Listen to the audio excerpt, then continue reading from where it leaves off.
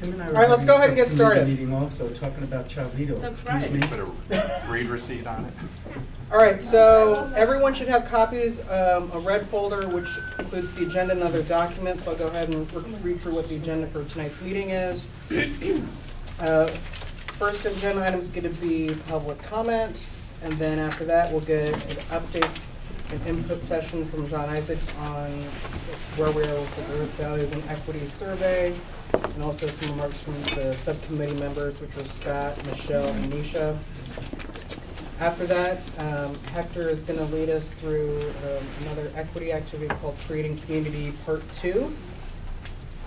Then hopefully, after that item, we're going to hopefully approve the operating protocols which have been sent out, I think, a few times to members, and folks have had an opportunities to weigh in and comment. So hopefully we can get those procedures and protocols locked in and moving forward. Then for the bulk of the meeting is we're going to spend an hour from 7 to 8 through a protocol called World Cafe, which Jude and staff will lead us through to get a deep dive understanding of the SAC recommendations, its process, and how that committee landed on the work where they did. After that, it's going to be kind of an update on the next steps where we are on the timeline and the exit surveys, which are at everyone's table, and then hopefully ending right on schedule at 8:15. So for those that are in public comment cards are at the check-in table. They're green cards. Upon filling those out, if you would submit them to Jim Jacks, who's going to go ahead and facilitate that next portion of the agenda. So, and then also last thing is the draft meeting notes from the meeting on the 5th are in your red folder for review and consideration. With that, I'll turn it over to Jim. Thank you. So we're at the public comment portion of the meeting. At this point, I just have a card from Dave Porter. And Dave, as usual, has some things to hand out.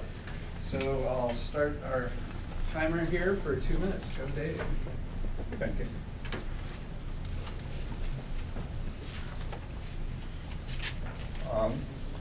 The 9/30/14 report from PSU Center for Public Policy recommended that the district step back and use the process to gather public input on a broad range of issues. These are my suggestions on a broad range of issues for values growth, for the values growth and equity survey. Each has implications for school enrollment and boundaries. Albeit there are 12, I'm going to read just in the time I have the first 4. I hope you will read the rest later. For each of the following statements, the survey should ask whether the respondent strongly agrees, is neutral, disagrees, or strongly disagrees. Statements relating to the dual language immersion and study abroad opportunities. Statement 1, PPS should have as a goal that every emergent bilingual English language learner who would benefit from a dual language immersion program is in a dual language immersion program. Statement 2, PPS should have as a goal that every kindergartner whose parents want their student to attend a dual language immersion program finds a slot in a dual language immersion program. Statement 3, PPS should have as a long-term goal that every student enroll in a dual language immersion program, all schools become dual language immersion schools, and graduate from high school bilingual. Statement 4, PPS should offer every high school student the opportunity to spend a high school year studying abroad, paid for by PPS. PPS should make a high school year abroad an option for every student regardless of family income. So there are, I don't know the time I have, some questions on diversity, statements on diversity, statements on technology, laptops and that sort of thing, and statements on online education. Hope you read them over. Thank you very much, and I hope the survey people will consider them. Thank you, Dave. Thank you. Anyone else for public comment? Oh, sure. All right.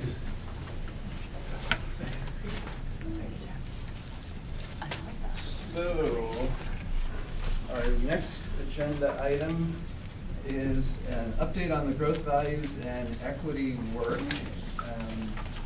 John is not here yet, and I know he has some comments, but I also know a couple of D-BRAC members have been part of the group doing some work. And any of those 3 people, do you want to make a comment or two for the group?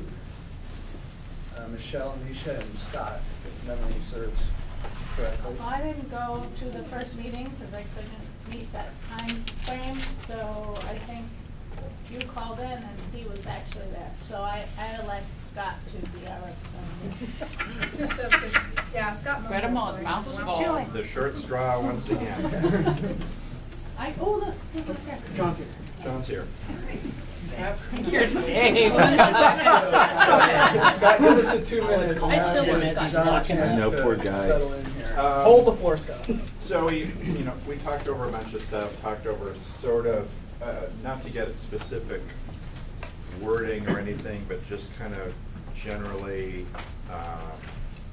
what we thought might be part of what the survey needed to do. And also heard from PSU in terms of how they set up surveys, which is not just question 1, 2, 3, but to try to create a context. So it's actually partly educational, so you're not just asking people a full question. And that they try to do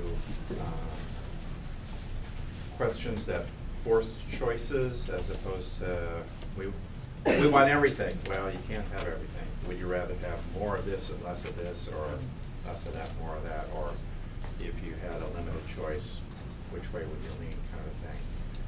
And we just got a draft yesterday or the day before. Good start, needs more. John? Well, and I'll tell you that, I apologize, I'm just watching it. I just did like 6 press interviews in a row. Christine, our public information officer, is up this goes for a The way these work is that you start, when you develop a survey like this, the team that's doing it, you do a brainstorming where you go through all the things you think should be in a survey, okay? What's all the information you'd like to get from it? And you just sort of put it all out there, okay? And then you talk about it, and you cut some things, and you add some things, and people have new ideas. And then the survey team, the team that develops the survey, they take all that, and then they come back and say, okay, so here's all the things you wanted to know. So here's our recommended questionnaire that would get you that information, okay? And then, and that, I can tell you that, and that's where we're at. So we just got our first draft, Scott mentioned. I can tell you that first draft is always way too long.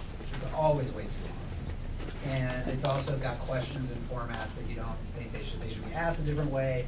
And so you start the more iterative process of, okay, now we can see our ideas on paper, and you start going through them and realizing what you don't need, what's missing, how do you want to ask it, how do you want to organize it. You start sort of a back and forth through doing that. Once we have done some narrowing down and we think we're getting close to what could be actually the survey, we'll actually bring it to here for this committee to go through and get your input and feedback on it. That will then inform the final edits that we make to it to get to the final survey.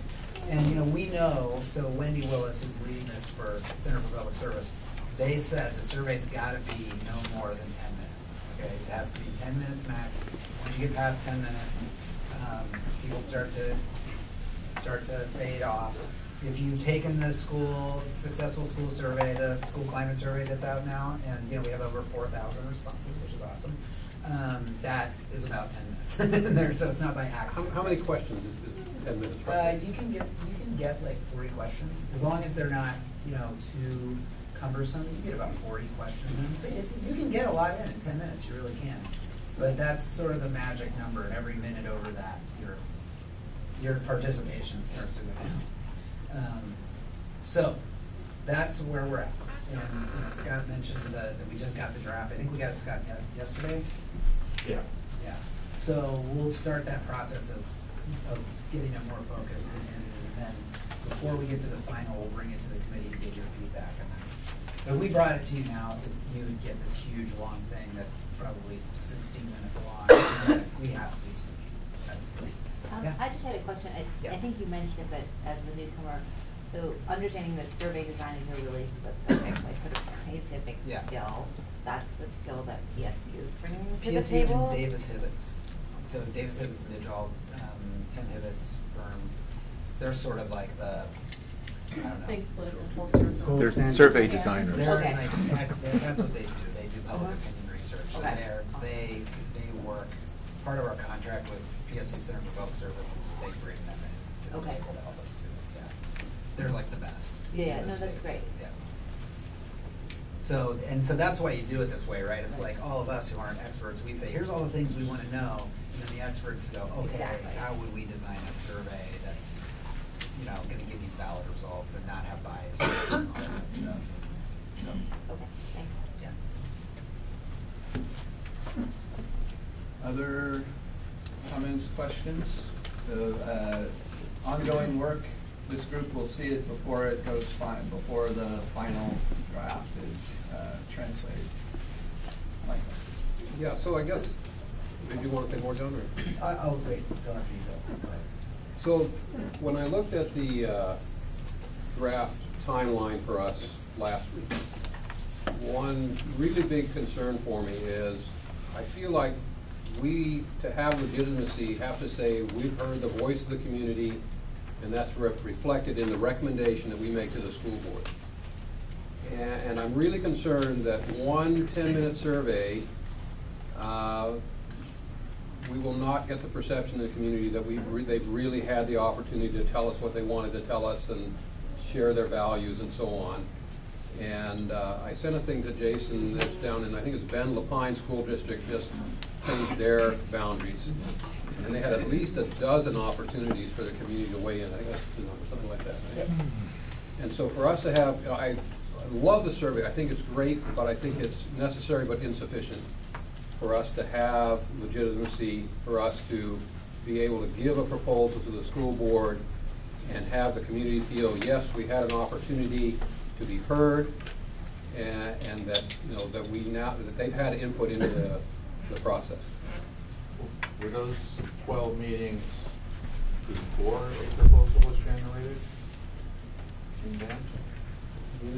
I don't know exactly what the timing was, but my feeling is we need at least 3, right? We need to, if somebody says I wasn't heard, we need to say you had the survey, you had the open forum, you had the focus groups or whatever it was, but we had at least 3 opportunities for everybody to participate, my opinion.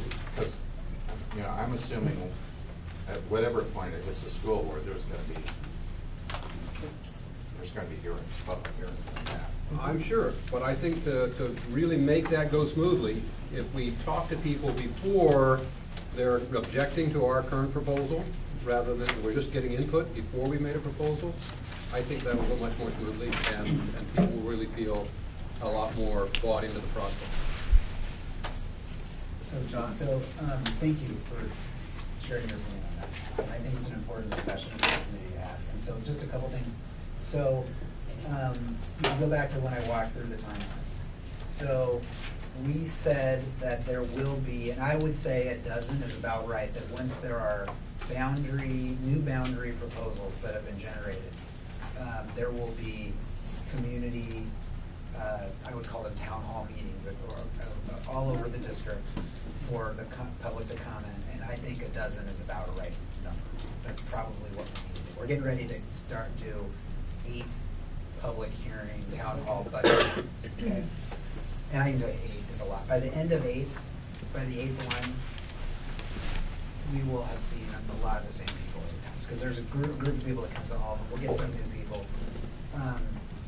The work that the charge of D-BRAC before then, in terms of developing the framework, we said, if, you know, our community input for that is this committee. If the committee decides that you want to do a little bit more than just the survey, then that will be for the committee to decide, and then we'll support you in that. And we'll also advise you on whether we think you can do that within the timeline that we've got. So that will be up to you. I can tell you that, like right now, I'm so excited we passed the 4,000 mark on the climate. Okay. We'll do 9 public hearings on the budget, and we'll probably hear from 700 to 800 people. Okay, so at the budget hearings. We'll probably have more than that total attend each meeting, but there will be people who come to all of them. So the total unique pieces of input will get about 800. So for me right now, it's amazing to look at the survey and know that we're probably going to get to about 8,000 people take, because we're probably going to double where we are from this day. So we're going to probably have 8,000 PS parents take the survey, which is huge. We've never had that level of it. So I just want to make sure you know that when we're talking thousands of people taking a survey, it will be a reach that you can't get through doing the open minutes. So I also know there's super high value in doing the town hall meetings and having the direct dialogue. So I'm not saying the value that, I'm just trying to get the perspective. So. John, do you have a sense of the demographics of the 4,000 people? Are they spread pretty evenly across the district and across? No, not, although we're turning it, because all of our outreaches, we're focusing on Title I schools and North Portland and Madison cluster, you know. So no, right off the bat, as expected, it was, you know, more white than the district, more sort of Cleveland, Lincoln, Wilson cluster than the whole district. But it's starting to balance out as our outreach starts to work out. So when we did our first disaggregation by race, we were about 3/4 of respondents were white. That's down to about 64%. So wow. And the district is 57%? 57%. So we're bringing it down as we, all of the organizing and outreach and we're doing survey nights, but it's a lot of work. Yeah, 65% is actually super impressive. Yeah, so we've knocked it down to get, so we're getting closer to having the demographics represent the district. I hope we can get there, so, but that's what we're doing. I just had a question. You had said, and I'm probably naive in this, but you said 12 approximately meetings over a 2-month period. Yep. So that sounds like a lot to me, but that's possible? It's a lot, yeah, but it's possible. And this will be the biggest thing we have going, and we'll want to go, we'll want to over outreach. Okay. All right. Yeah, so. Joe and then Jason. Well, just one, you know, we're going to talk about the SACIT process and results tonight, right? Mm-hmm. So any lessons that were in that about legitimization, getting legitimate, that would be, because you all tried a whole bunch of different things in doing that. That would be useful for me to hear. And so, you know, in the work plan that we have so far, is this one that says from January to May? Is that where we're at? I'm just, So there's an updated one in your folder? Oh, there is in the folder. Sweet. Thank you. I don't know if that makes it better, but it's newer. Newer isn't always better. Bigger paper. No, what just is I spend a lot of time designing these outreach processes and how what you're doing when you're meeting with people, and there are tons of work. An 8,000 person survey, that would be better data than I've ever had for any process that we've done. Although we got 20,000 comments on the comprehensive plan, but it's different. Yep. It's different. Like, you know, it's different, and it's probably not of the same quality. It's not scientifically randomized sampling. So, but you know, the part that's still elusive to me is what we're getting input on in each of these stages, because how you design it is a little bit needs to be related to what you're trying to find out about, like our principles or whatever it is, or you know. So I'll look at the work plan to think that through. Jason. So to answer Michael's question, and I shared it with Scott, so the Ben LaPine process, for example, they did 9 public meetings over 4 months and had more than 600 individual comments come in before the committee sent their recommendation package onto their superintendent. So that's an example of what they did. What I also told Michael that I'm doing is the spreadsheet that I sent out, I'm creating a new field that has, if I can find it, the processes that the districts did in terms of community outreach as an example, so that we have a reference point for us, see what other districts have done to see what works. And clearly, SACIT members can definitely talk about it now what it's like to do its public engagement process. I think the one thing, if the committee wants to do something like that, I personally would want to be very clear about what is the intent of that outreach going to do for us to do our job, because if we don't know what we want out of it, I don't want to waste the time of parents and families. So it's got to be very clear about how it's going to help our work, and if it's supposed to align with the survey coming out in May, that means we're in mid-February, so that's 2.5 months to plan that out, do outreach, get it organized, think of questions. So if that is an additional layer of work that the committee wants to do, just think about the timing of how you want to get it done well. I just throw that out there. I think it's important, but just how do you do it effectively? Michelle. So, at our next meeting, we're gonna be talking about the survey. In a week from today, well, that's what it says, March 5th? Oh, there's a advise- placeholder Got for it. survey Advise on information, survey. up until the time it opens, at any of these meetings, yeah. What, I'm sorry, I don't know what that means. Yeah. Oh, we Anyway. said that we would be able to look at the survey as an entire committee before it went out, and what I'm seeing on the work plan is that that time is in 2 weeks. I know that in 1 week, the subcommittee is meeting to talk about, so our comments are due on Monday, and then on Friday, we're meeting again as our last meeting, so I'm assuming the survey will be done. So I guess what I wanted to say is, if anybody here, I've read the draft, I've written all over it, I have a lot of ideas about what I think might be missing or what I think I would like to know about, but if anybody here has strong feelings about information they want to get out of the survey, they could either just email me, Awesome. or maybe, I don't think there's gonna be time to give you a draft of the survey before the 5th, but there might be, I can't, I don't know, right? But really I would like to hear what you want out of the survey would be before we meet, and even ideally before I send in my comments over the weekend. So if you have a burning, we need to make sure that this information X is extracted from the survey beyond the middle school question, because it's already, I can tell you now, it's already sort of in there and we're working on that. But beyond that, if there's anything really important, I don't know how we could format, I don't know how you could get that to me or Scott or somebody.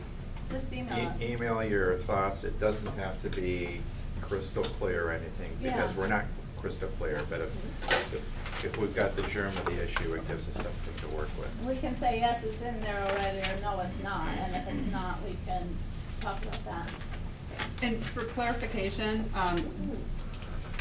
I would think any time at either of the meetings in March, there is a potential for information to continue to come to you regarding the survey. This was not meant as a, thou shalt not talk about the survey on March 19th. Okay. But March 19th is your last scheduled meeting before the survey opens. So look for more on the next meeting. So we're a little over time on this agenda item. And everybody in your packet, we have the pink comment cards. So if there are a couple of those questions, or a couple of those spots are good places for you to ask questions about things you want to see on future agenda items at our future meetings, or if there are questions you want us to try and answer and post in a Google Doc, let us know. So a couple of hands, is this like a huge burning thing related to this topic? Mine is. Go, you go. I just want to clarify, I was tracking and then all of a sudden I got a little lost, and I just want to clarify, maybe I'm not as lost as I thought. Is what you were saying, was that, I mean, obviously before we give our recommendation to the board for the framework, we will have the survey. Correct. And you were saying we should have more public input besides the survey. And In addition to the survey. Or in addition to the survey. That's exactly what I'm saying, before we make a recommendation. So we can say we make a recommendation that's our best thinking, that also reflects the will of the community, rather than putting something out there and see who screams. So I guess where are we left with that? I often leave these D-BRAC meetings going, so what was decided? So I guess where are we? Are we just gonna let that lie, or what? So Joe has a recommendation. Well, I just, that's what we're gonna have a so the question as I hear it is, before we put out a recommendation, what do we feel adequately gives us legitimate legs in the public eye to make that recommendation? And just from technically, a survey of that scale is about as good as it gets. Okay. From the point of view of the people, like when you read the Sackett report, it's a lot about trust, right, in past. So I'm not sure what the best way to overcome that is, and that's why I wanted to hear from the Sackett folks to learn, because I think it's a legit question, but that's about as good as it gets. Okay. Data-wise, but we got other issues than just the data, right? Can I make a suggestion? Yeah. Maybe, let's see if we're thinking the Well, same. I just want to make one more comment, because I mean, I agree. That's why I was saying the breadth of the thousands of responses, and it's just so exciting for community involvement. However, the reality is, you also have people who highly value the in-person dialogue that you get with them. Okay, so it will provide a different experience for a different type of activist who wants to interact with you that way. And so if the committee decided that we needed that, what I'm saying is my department will support you in organizing a couple of those types of meetings, okay? If that's what and we would want to work with you in a way you could do it within the timeline that you set, so.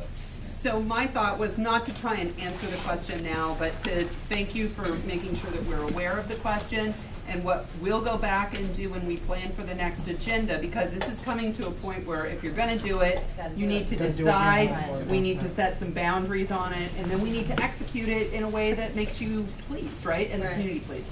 So you've made some good comments about it today. Can you give us a week to figure out, well, if nothing else, let's make some space and have a little more dialogue that would lead to decision by the next meeting, not about the survey and how you'll incorporate that, but whether at this point you feel additional community input will be necessary before D-BRAC delivers something to the superintendent here, which, by the way, I just want to remind you, is for her to consider and then perhaps move on to the board for their consideration, and they have the opportunity to have additional feedback as part of their process as well. Okay. You don't have to be the holder of all process, but I'm sure that they appreciate that the more you do here, the more trust you build and the more grounded your recommendation. Okay, thank you. Okay?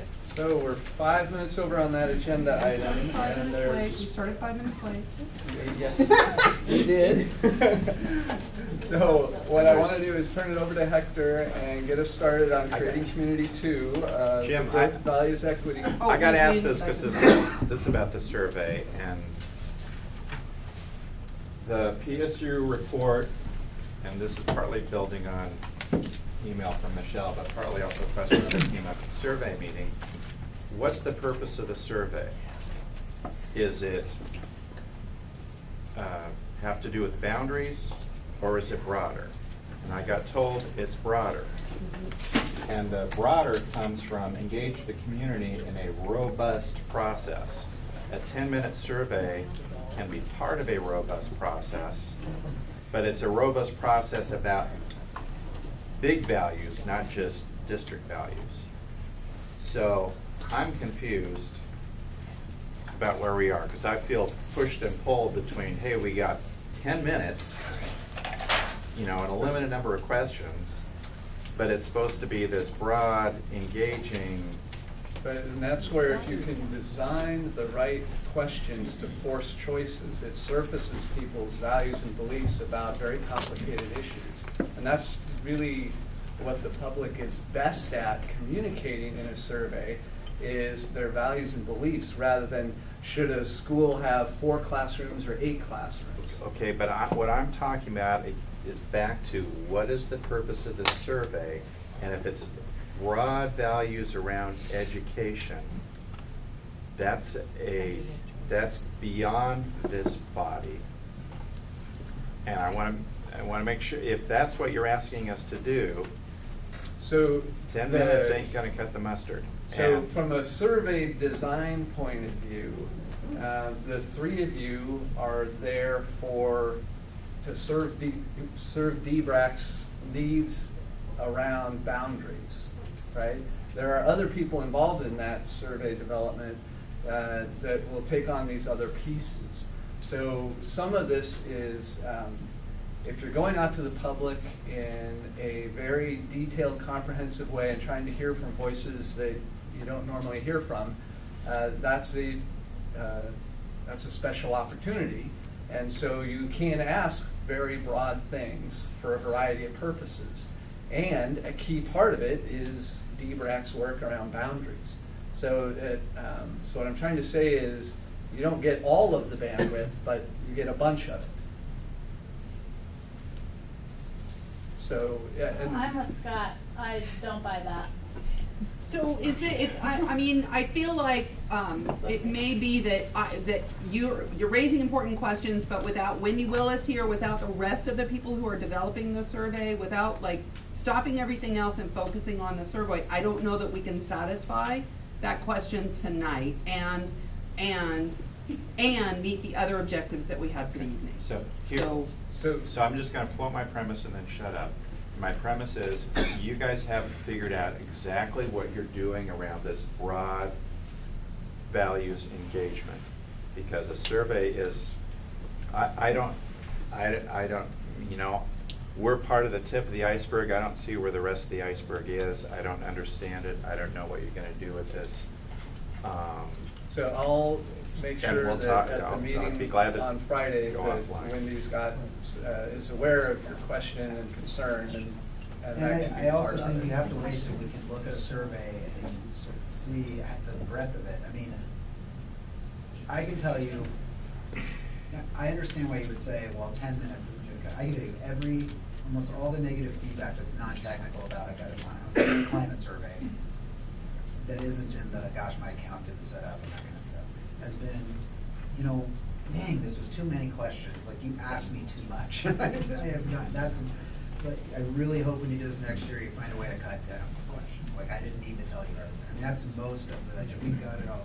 So, I know here at 10 minutes doesn't sound like a lot, but it actually is for an average, you know, working parent. It is it's a lot. So I get that, but you keep coming back to the survey, and I'm still stuck on this. So you want to broad know what depth. LSPPS is doing to engage people around broad value statements aside from the survey. Is Thank that you. correct? Yes. Okay, thank you. Okay. Hector, let's move into the next agenda item. All right, so this is really just to kind of finalize the work that we began last meeting on, as I call it, creating community, to come up with some operating agreements. And so the quote that I have up on the screen right now is one of my favorite quotes about the work that I do all of the time around equity and social justice. And it's germane to the idea of who are you going to be to each other when you're engaging in what, for example, the conversation that you just had. Tough questions, tough answers. How do you sustain those kinds of conversations? And so we began last week. So Jim, can I ask you to, we began this last week.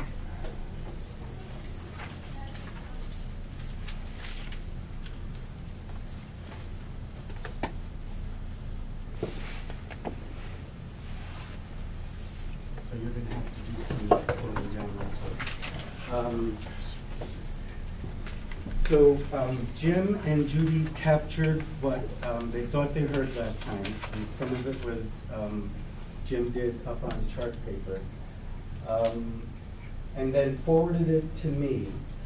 So what I've done is, the things that are in blue are word for word what came from Jim and Judy about what they heard you guys say, and hopefully what you saw up on the chart pad. In red, it's either a summary of what I thought you were trying to say, or it was additional thing that I heard but didn't get written down. So the red stuff is a question about new stuff or revised stuff. What's in green are things that are the same thing but said in different ways. And so what I'm going to ask you guys to look at is which best reflects what it is you want to say as operating agreements with each other. So can you scroll back up to the top? So I'm going to just have you take a look at them, and we'll we'll keep scrolling down so that you get a chance to just see the sum of everything that you came up with last time. So go ahead and take a couple minutes to do that.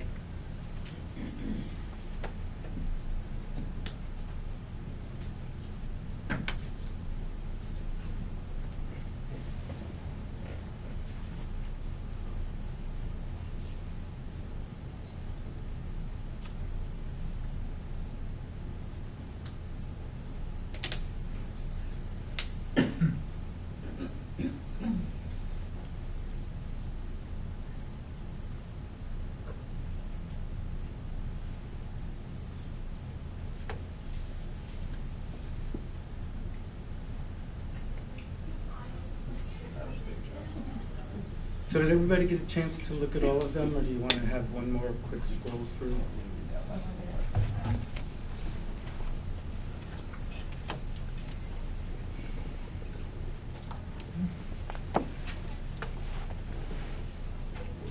Okay, so before we begin editing or answering,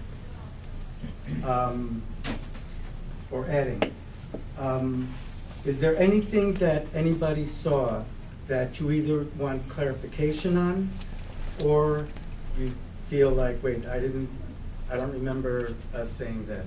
So we'll just, so we have about 15 minutes for this. I'm actually hoping you guys can come to some agreement, and I'll be part of that actually, since I'm one of the committee members. Kim? The one recognize and acknowledge when we are at a tension point, if Right. I remember correctly, Margaret, that was yours. And I don't think that, but the look on Where your on the face list? tells No, me. I So got it. it's No, it's good, good, good. Okay, okay. back. I don't, 6 weeks ago. those questions that are in red don't seem like they're related to what I got out of what you were saying last week, so I guess I want to clarify if you could repeat or, I thought what you said was brilliant last week, and I don't feel like those questions are related to it. So you're assuming that I've retained anything? I'm checking my assumptions. Did you? Thank you.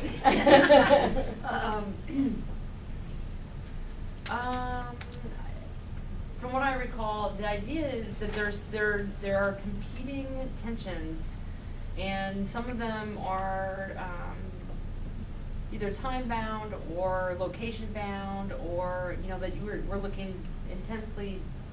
You take a deep look at something, and then you have to pull back out and take the broader context, and it's in that moving back and forth that tensions arise, right? And it can be very disorienting.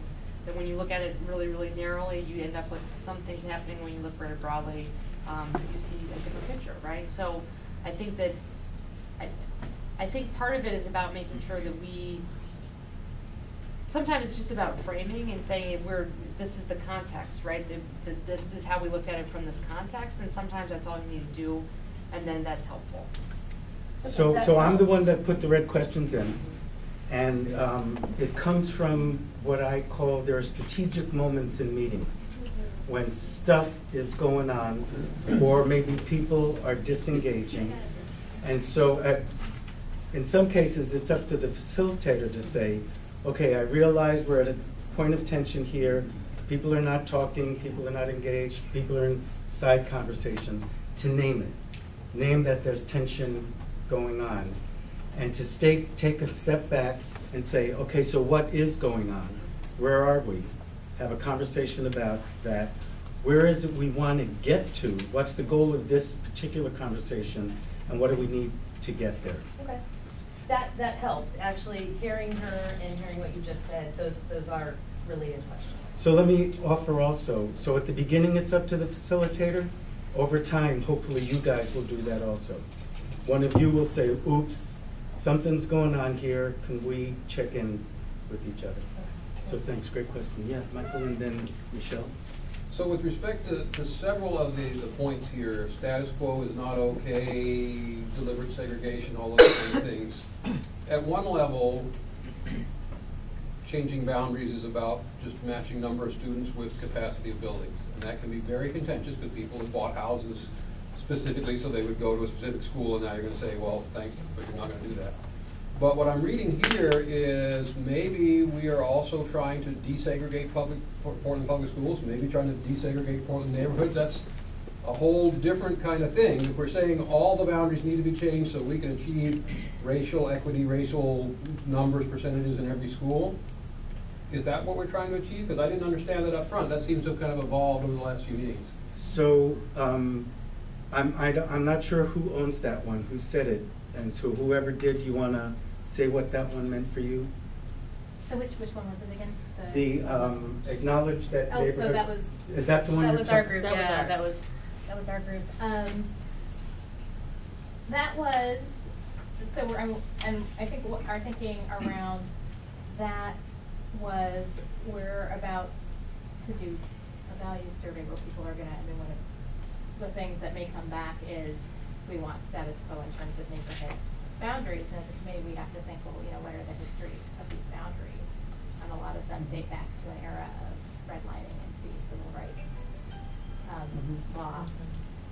So what I also heard this one to mean was not draw the lines, your new boundaries based on that, but in your conversations at least acknowledge that that's the history in this community. That's what I hear that one saying. That it's important for some of you, and we're going to come to agreement, that we need to at least acknowledge the history as we're having this conversation. Tony, and then Shannon. I thought if we look back to some of the original values in the board policy, we got into the discussion over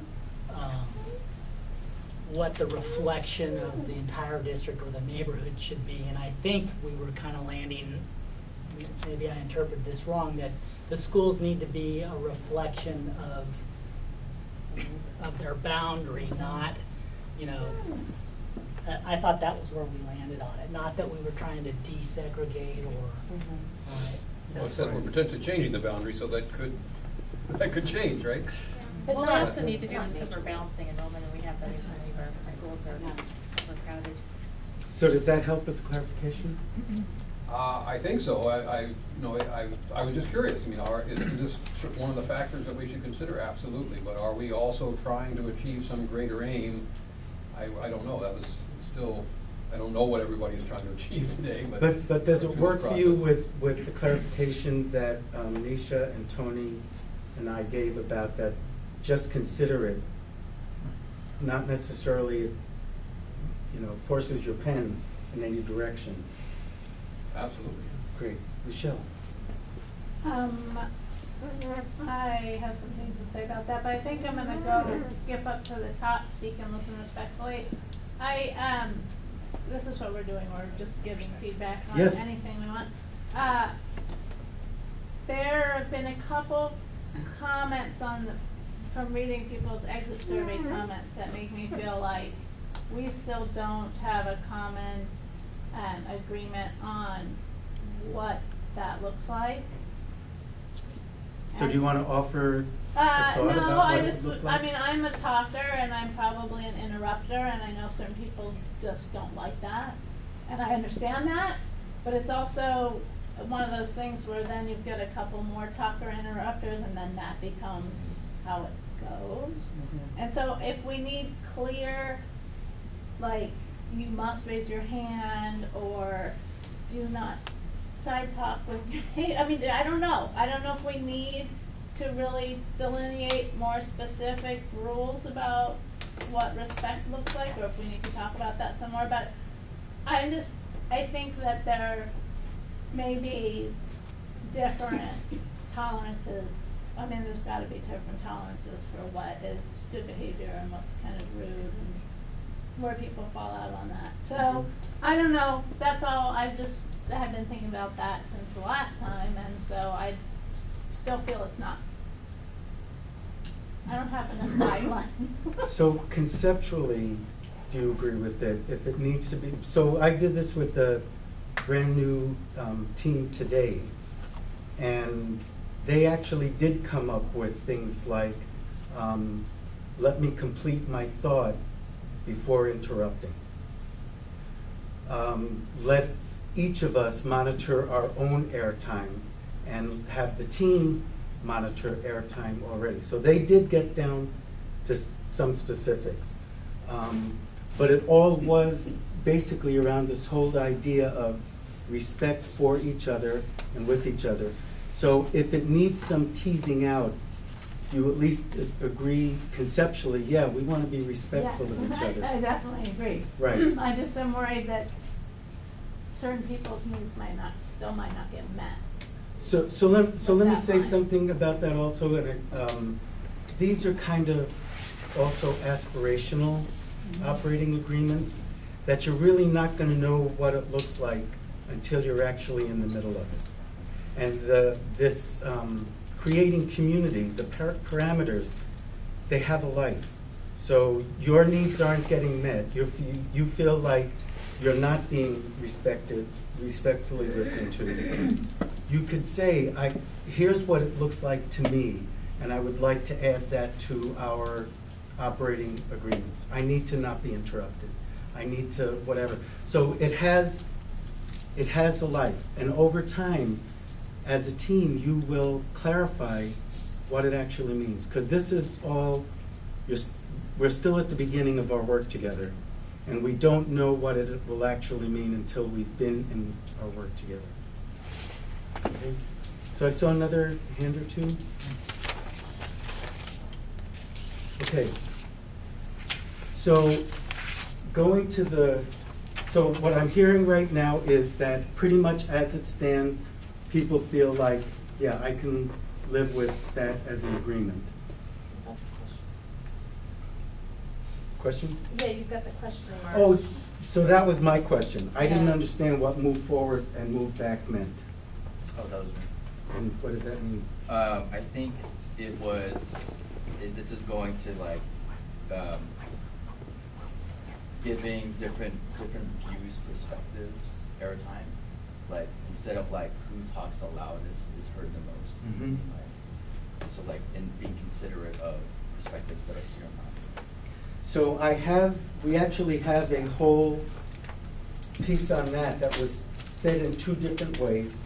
Think about the voices, perspectives, my word, not here.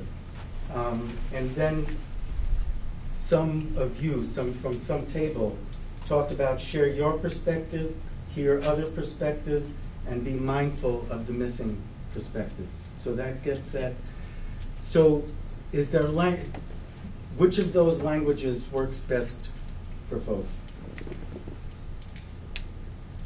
So, yeah. I actually think that they're kind of saying different things. One is asking you to be mindful of it. The other one is like talking about your actions. So if like you're speaking too much, maybe stop speaking too much. And if you're not speaking enough, maybe offer a comment. I mean, they're connected, but I think they're a little bit different. So, but does that get at what Michelle was asking before about airtime, more than about having a space for multiple perspectives? Everybody that's in the room, but are you missing a perspective in the room? Right. Yeah, that's why I think that they're slightly different, because one is about what we are doing and interacting with each other, and one is thinking about like, even if we're doing it all right here, is there a piece missing? Mm-hmm. Okay. So let me get an agreement on your first question. So I'll just make a proposal. I think that what's written in green is the best explanation of what it is you're looking for multiple perspectives. I think yes, but I don't feel like that's what, I feel like what you're saying is more. There's two We're going to get points. to the second Yes. one. Okay. This first one is just about multiple perspectives. And then we'll get one up there that's about airtime. So it works for you. And does it replace your move forward and move back? I mean, I think kind of what she was saying over there, like there's 2 points that I had. And when one was like, I guess essentially airtime, and then also it's like different perspectives in and not in. Okay. Yes. Right, so again, it kind of gets to what Michelle was saying. Do you want to have an agreement with each other about monitoring your own airtime and as a group monitoring each other's airtime? That would be a new bullet. Replacing move forward and move back, and then sharing your perspectives is the one about you want to hear from each other, but you also want to be cognizant of other perspectives missing from your work. And in a sense, it gets at what Michael was talking about earlier. What's the best way to get multiple perspectives that aren't around these tables? So we're going to take out the move forward and move back. Not sure on that, and we're going to use the green thing about perspectives. Okay, so Jim is figuring that out. Is there anything else that people feel like, I don't know what that means, or I need something else? Sorry, Hector, so keep the green, share your perspective, hear There other you go. perspectives, and be mindful of the missing. And then remove this. You've already removed the one I asked you to remove. Okay. Also So remove the think thinking about about voices, the word. perspectives not here, we keep that, No. correct? No, that goes also. That's now, redundant with the one below, right, that is now incorporated in one below. Great, thank you. So I saw another hand, Kim. I want to be,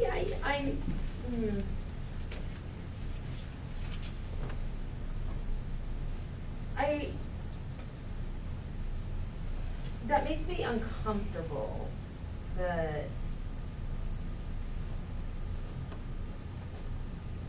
it gets to conversations that we've had as staff at our school of staying engaged. And what does that look like? And us putting value judgments on people's actions of, if you're not talking, you're not engaged. Or if you're doodling or taking notes, you're not engaged. Or if you're talking, you're engaged. And I guess I worry,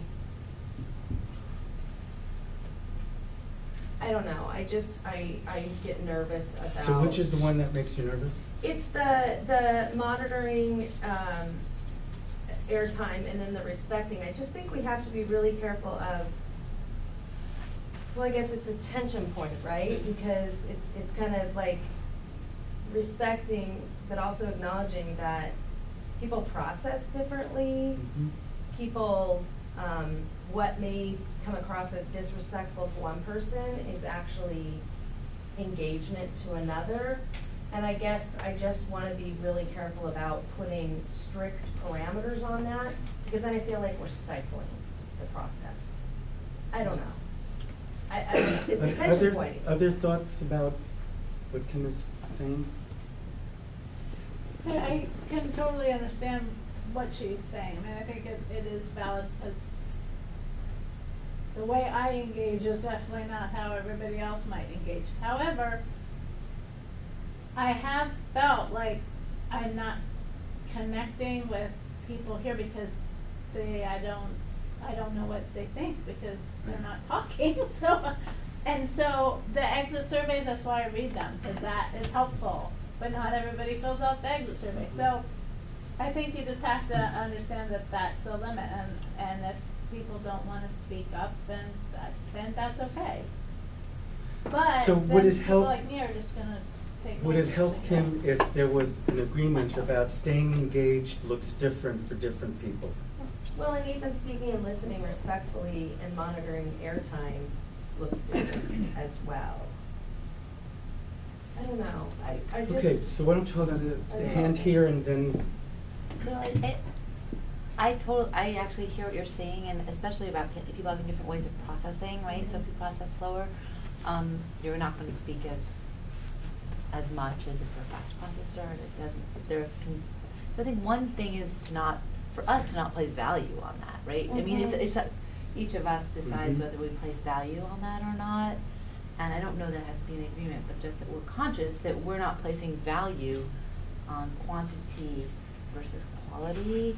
And then I also think, I mean, this is only the beginning of my second meeting, but much of this is facilitated And it seems to me that one of the roles of whoever's facilitating at that moment is to create pause time for people who process slower, to say, before we close this conversation, are there comments from people who have not spoken?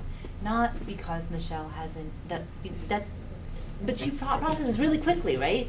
So that someone who processes more slowly can then have that airtime in a way that has no value. It's not a value, it takes away the value. It tries to take away the value if the facilitator is the person who can help us manage some of those different ways of processing. I mean, it's just a suggestion, but a thought about how we can use our ability to. Joe, and then, no, I'm sorry, actually, Alice. So one of the, I don't know, I guess agreements that we use in another partnership that I'm at is that we just assume noble intent, and then we ask if there's a question. And I think that's helpful because you're just coming from like, you're assuming that people are engaged, you're assuming that people care, and if there's a burning question, then you ask it. So would you like to add that as? I would. So I will just tell you, the team today had that one. Assume goodwill, assume good intent. Oh, I like noble intent. I think it's Noble. pretty cool. Noble. That's great. Okay, so I saw, Margaret. It may be helpful, and I don't, or may not be, I guess is where it's either helpful or it's not, right? So I think that as we are talking through some of the issues, I think it may be, like if there's a parking lot, there's sometimes I just need to jot ideas down and put them up. The notes at the end are helpful, but they're not in the moment, and sometimes it's helpful for me to see what other people are thinking, and it can jog as people are discussing that if something is up as a visual. It may be helpful just to for people to process it a different way, or to add something in the midst of it. But as I'm a big believer in it may be helpful parking lots. or not. So that, and also, is it Pamela? Yeah. So there is a role for a facilitator in this. So requesting of the facilitator, please keep a parking lot so that I know my ideas didn't get lost, is helpful. What these agreements are about, though, are between yourselves. There is a role for the facilitator. So it will often be the facilitator who calls the strategic moment. Something's going on. We need to, what is it and where do we want to get to? So again, this is more about who you're going to be to each other. And it also helps the facilitator know what you expect of the facilitators. Okay?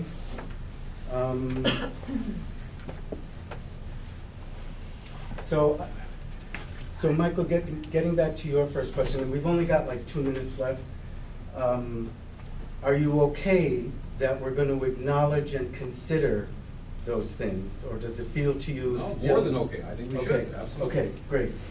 It's kind of under choice. Yeah, so I like I'm the second one. The green one? No, it's on the bottom. The one at the bottom. Oh, I meant to move that one up. Yeah. I meant to move that one up. That one feels more. Yeah. More That- elegantly worded. That gets it, the ones. Yeah. Yeah. So we like the blue one at the bottom. Yeah. Oh, so it is, Which is it's the in same green. as the It's in green green. It's the same. Oh. It's in green. Same thing. Okay. So are folks going for what's in green? Yeah. Cool. So we'll fix that. And So we this- didn't This get, blue bullet is repeated in the green language of it. right, so we're taking that one out and using the green bullet and taking out the first sentence where the green bullet is. So we actually did not get to what I think is the biggest issue still, is confidentiality. So we're going to table that for now. So what I will just say is, and because we had a board rep here last time, and John has said, well, the meetings aren't confidential. That's not what I take to mean confidentiality. So yes, K2 can report on what we're doing, and if they're sitting here, it's public record and all of that. What I hear the conversation about confidentiality is what are your agreements about what you will choose to share outside of these meetings? That to me is a conversation that I think is worthy of you guys having with each other. Because I already know there are different views on what's okay to share and what's okay not to share. So I don't want to short shrift it. Do we have agreement on all of the other operating agreements? Is there anybody who can't live with the other operating agreements? Thank you, Scott. Scott's using his second green card. Okay, so we will find a space on the next agenda to just have the confidentiality, because quite frankly, it could be the thing that sinks you. If you start losing trust because you feel something got shared that you didn't want shared. Okay? Thank you all. So this is great. We will get to you the agreements that you do have, and we will memorialize it in some way, a poster or something, so that we can post it at each meeting. And then we'll figure out confidentiality. Thank you. So I did not save this. Oh. I didn't know where you control it. So I'm just going to hit the save button. It's already got. So our next agenda item, we're shifting to approval of our draft operating protocols. In everyone's packet, you have the protocols. I want to draw your attention in particular to a couple of things. On the front page under membership, you'll notice there's a paragraph there that's underlined, and this gets to the representation question. And then the second edition is on toward the back. Again, three lines that are underlined around Jane Leo's comment about minority statements. So look at those two things that are new.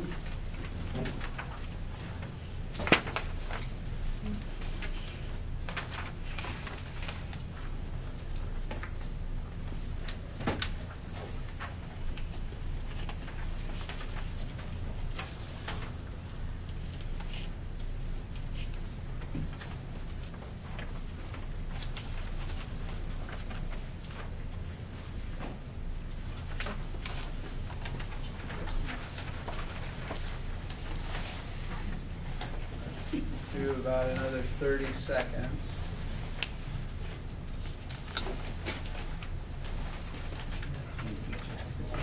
So the theme here is to help formalize things a little bit. Remember, these are yours. The group can choose to amend them at any time in the future that you want. And what we're hoping to do is have people hold up their green, yellow, red cards, and we can move forward. So are you ready to adopt these as your operating protocols? So I see a lot of people ready to vote, but Scott looks like he has a question. On Jane's minority reports, this means a minority opinion can be part of the minutes. And the D-BRAC record. The D-BRAC record doesn't say anything about it like a final report. I sent this language to her. She liked it, but if we want to add, so are you wanting it to be part of a recommendation? I think when we get to recommendation stage, is that what you're thinking? Yeah, and it's, you know, with SACIT, we sort of acknowledged where people were and what some of the minority opinions were. I don't need to move on that now, but it's. I think when we get closer, we need to explicitly call it out. Y'all talking about me? Yes, we are, Jan. Your amendments for We're the talking last about 20 you. minutes. Have you done the final vote on the boundaries yet? 5 minutes to go. We're just here for the tamales now. Okay, We're You're done. right on time. I gotta go get cocktails then. You're in Beaverton. She said she thought she'd be here by 7, so she's right on time. I think with the D-BRAC record, that's broad enough that it could fit into the report card, but I also like Jason's comment, once we get closer to that, we could be a lot more specific around that. So are people ready to adopt these as your operating protocols? Lots of green cards. Oh.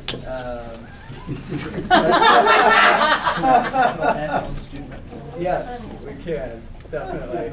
And Nisha showed you a green card, but me a red card, but I think she meant green. Sorry, I forgot to All right, thank you very much, everyone. We are. Wait, was that the vote, or was that just readiness to vote? That was the vote. We're That was ready the enough to vote. vote. I love it. Yeah. 2 votes. I am not an attorney. I don't split hairs quite like that. So, thank you. So that gives us a little more time. So that gives us a little more time to work on our enrollment and transfer piece. So for this, we're going to turn it over to Judy. And we look forward to an exciting conversation. Exciting conversation. Good evening. Hi, everybody. I'm going to kick this off as your subject matter expert because this is my 50 hours a week, and I know you wish it was yours. I know you would all sign up for shadowing and being the enrollment and transfer director for a day, right? Right? No. Right? Okay, fine. But you get to pretend that you're it for about the next hour, and you get to walk a mile in the shoes of folks who did that for about 18 months. And we have a couple of objectives for tonight. So the one is to make sure that you're aware of what the sort of the basics of enrollment and of transfer is for Portland Public Schools. It matters because transfer is a way that people move out of some schools and into others, and that movement across schools changes enrollment, and enrollment changes our, whether a school is fitting in its building or not, which has an impact on how you set the boundaries. So that's why we think this is an important topic for you. But that's only part of it, and I hope that it's really the smallest part tonight, because you also have an opportunity to learn from and hear from folks who just went through a major enrollment and transfer policy recommendation phase, 18 months of hard work and community engagement to provide recommendations to the superintendent around some very, very contentious, hard to understand, opaque issues. And since you are a group that's now undertaken kind of a similar challenge, we thought it would be really terrific if you could spend some time and do a bit of a Vulcan mind meld for those Star Trek people. Nobody got that? Oh, she got it. With some folks from SACIT. So you have the good fortune of having 3 SACIT members who are here on the committee. Scott Bailey, Jason Tremblay, Anisha Saxena. And you're also joined tonight by Allison Burnett and Rita Moore, lovely ladies here who still choose to come to the ESC on the evening. And they're really here so that they can talk to you. And both of them, so Allison was co-chair with Jason during this last phase, and Rita was a co-chair in a prior year. So they've got leadership experience on this committee too, so welcome. So what I would like to do is very briefly just talk about transfer as a, sort of a boring system, and then turn it over to them. And the way we'd like to do this is, actually, Nisha's going to walk you through a little bit of it, and you have a summary in your packet, like a quick summary. So I'm going to talk about what's on the front. She's going to briefly talk about what's on the back. We'll do a couple of minutes of Q&A if there are just big, clarifying things that you want to make sure you talk about. And then we've got a way for you to talk together that's called World Cafe. That's what we'll do for the rest of the evening. Has anybody participated in one of those before? All right, and you think this is a good idea? All right, okay. Good, awesome. Okay, so I wanted to start by saying, by giving you a little bit of context. And so one of the links that you had in that, boy, did I send you a lot of stuff to look at in the last week, right? But one of them was a link to a report that the Brookings Institute does every year, and this is just a quick visual on it. I don't know if anybody have a chance to open it and take a look. They judge about 106, I think, different urban school districts on where they are in the level of choice in the system. And you get the most points. You get an A if every student in your district has the right to choose, so there's no default schools, everybody chooses. They choose through a singular application, whether it's a charter school, a regular school, a voucher to go to a private school. The district provides transportation to all those things, and they use a single fare lottery to assign kids to it. That's what it takes to be uber A on choice. Portland Public Schools got a C.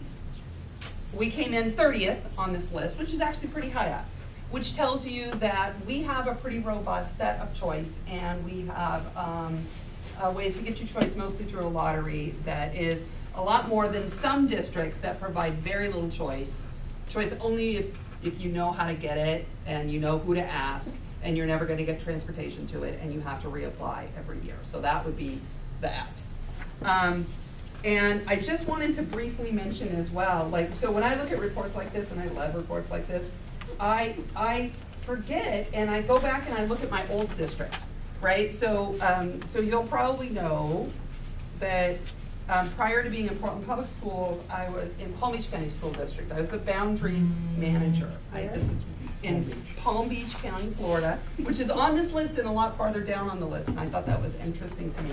You may have other districts that you know about or are interested in, and so as we gather our multi-district perspectives on things, your ability to say, oh, but I used to live there and this was my reflection on it, is helpful to capture as we go along. Okay, so I just wanted to mention that we have a lot of choice in Portland, not as much as some districts, but certainly on a national scale. This is what our district looks like in terms of enrollment. I shared this slide with you a while ago. I wanted to break it down really quickly on how you get these things, right? So starting with this, the big piece of the pie, 2/3 of the kids in their neighborhood schools, and you get there because it's your guarantee. You just show up, you prove that you live in the neighborhood, and you get to enroll. And the policy that governs this, 4.10.045, student assignment to neighborhood schools, this is the policy that you get to pay a lot of attention to over the course of the next year, and others with you. The next biggest piece of the pie, other neighborhood schools. So not specialized programs, but another school that just is supposed to serve a neighborhood. In the past, you were able to get to another school through a lottery, right? So neighborhood schools were open in the lottery up until this year. So that's one way that you could get there. You could get there through a petition, which is a hardship, like you have to write your reason and we have to agree with your reason. Both the lottery and petition were subject to space availability. You might get assigned to one of those schools because they have a program that serves students with exceptional needs, a special education program that draws kids from all over. So you might be in this category for your special education need. You might be in this category because you used to live in that neighborhood, but you moved over to a different neighborhood, and you get to stay there to the highest grade according to policy 4.10.045. So you show up as a out-of-neighborhood student, even though you used to. You might be in this category because this used to be your neighborhood school, and Portland Public Schools changed the boundary line. But we said you get to stay there to the highest grade. And so you're in this category. So you're going to be spending a lot of time paying attention to this category as we go forward, because this is the one that has the most to do with the boundary changes. This is the PPS options, which includes all of our alternative, it includes Access and MLC, which are technically alternative schools that have their own process. It includes all of our immersion programs, arts, and other schools that we call focus options that you get to through a lottery. So that lottery is actually open right now for elementary, middle, high school lottery closed yesterday. Community alternatives are students, schools for students who have been struggling or had difficulties in regular schools. We have a number of community partners that we contract with, and that makes up about 2% of PPS population, mostly high school, some middle school. Can you give examples of that 2%? Open Meadow is an example. POIC. NEA, Helen's View. NEA is a charter. Oh, it is, okay. Right, so they show up in this 3%. The charter pool has been growing, It's now 3% of our district. And then finally, we have students who are in special schools for their specialized educational needs. That's our pioneer programs, largely. Okay, so that's what the district looks like. In the middle of this, I kind of talk about the policy that got us to some of these things that came about in the early 2000s. And one thing that's really notable is that it was a very different time. It was a different time for our district. We were declining enrollment. We were coming, we had, 2002 was a year when the district didn't have enough money to stay open. We furloughed people. We had to get money from the city and the county. And yeah, teachers were furloughed. It was a bad time, right? And in part because of declining enrollment and declining funding. As well, with the No Child Left Behind Act had been passed, and so every school district that received Title I funds had to agree that every Title I school was subject to a level of testing, and I'm sorry, I'm not saying that right. Every school is subject to testing, but for Title I schools, you could be labeled failing. And if you were labeled failing, then the district was required to offer you priority transfer to another school with transportation. So that was happening. We had done a great deal of reconfigurations, closures, and changes. In fact, Sackett looked at this a while ago. Between 2002 and 2012, 85% of Portland public schools experienced some level of boundary change, program change, merger, consolidation, grade reconfiguration, or closure, 85%. So it was a decade of phenomenal change that happened in small places, small in some places, and just overwhelming in others. So in the midst of all of that, transfer looks pretty good, right? At least you get to lock in a school possibly that isn't going to change as much as if you aren't sure about your own. So those were some of the conditions that led to the policy that we were under at the time. The city county, remember we had to deal with them for some funding in the early 2000s. One of the deals is that they would audit a number of district processes. They audited the transfer process in 2006, and the title of the results of the audit was district objectives not met. So there were some really serious questions raised about what was happening in the transfer system at the time. And we had a number of things that came out of that. Obviously, it's taken a long time to make major change, but a couple of things that came out of that was we wrote a policy on neighborhood schools, which we did not have in place at the time. So that policy that I keep telling you to take a look at kind of came out from that. And we formed a committee that would be a community sounding board for enrollment and transfer issues that would report to the superintendent. And the first iteration of the committee started in 2008. That group was on board during high school system design and gave important advice along the way.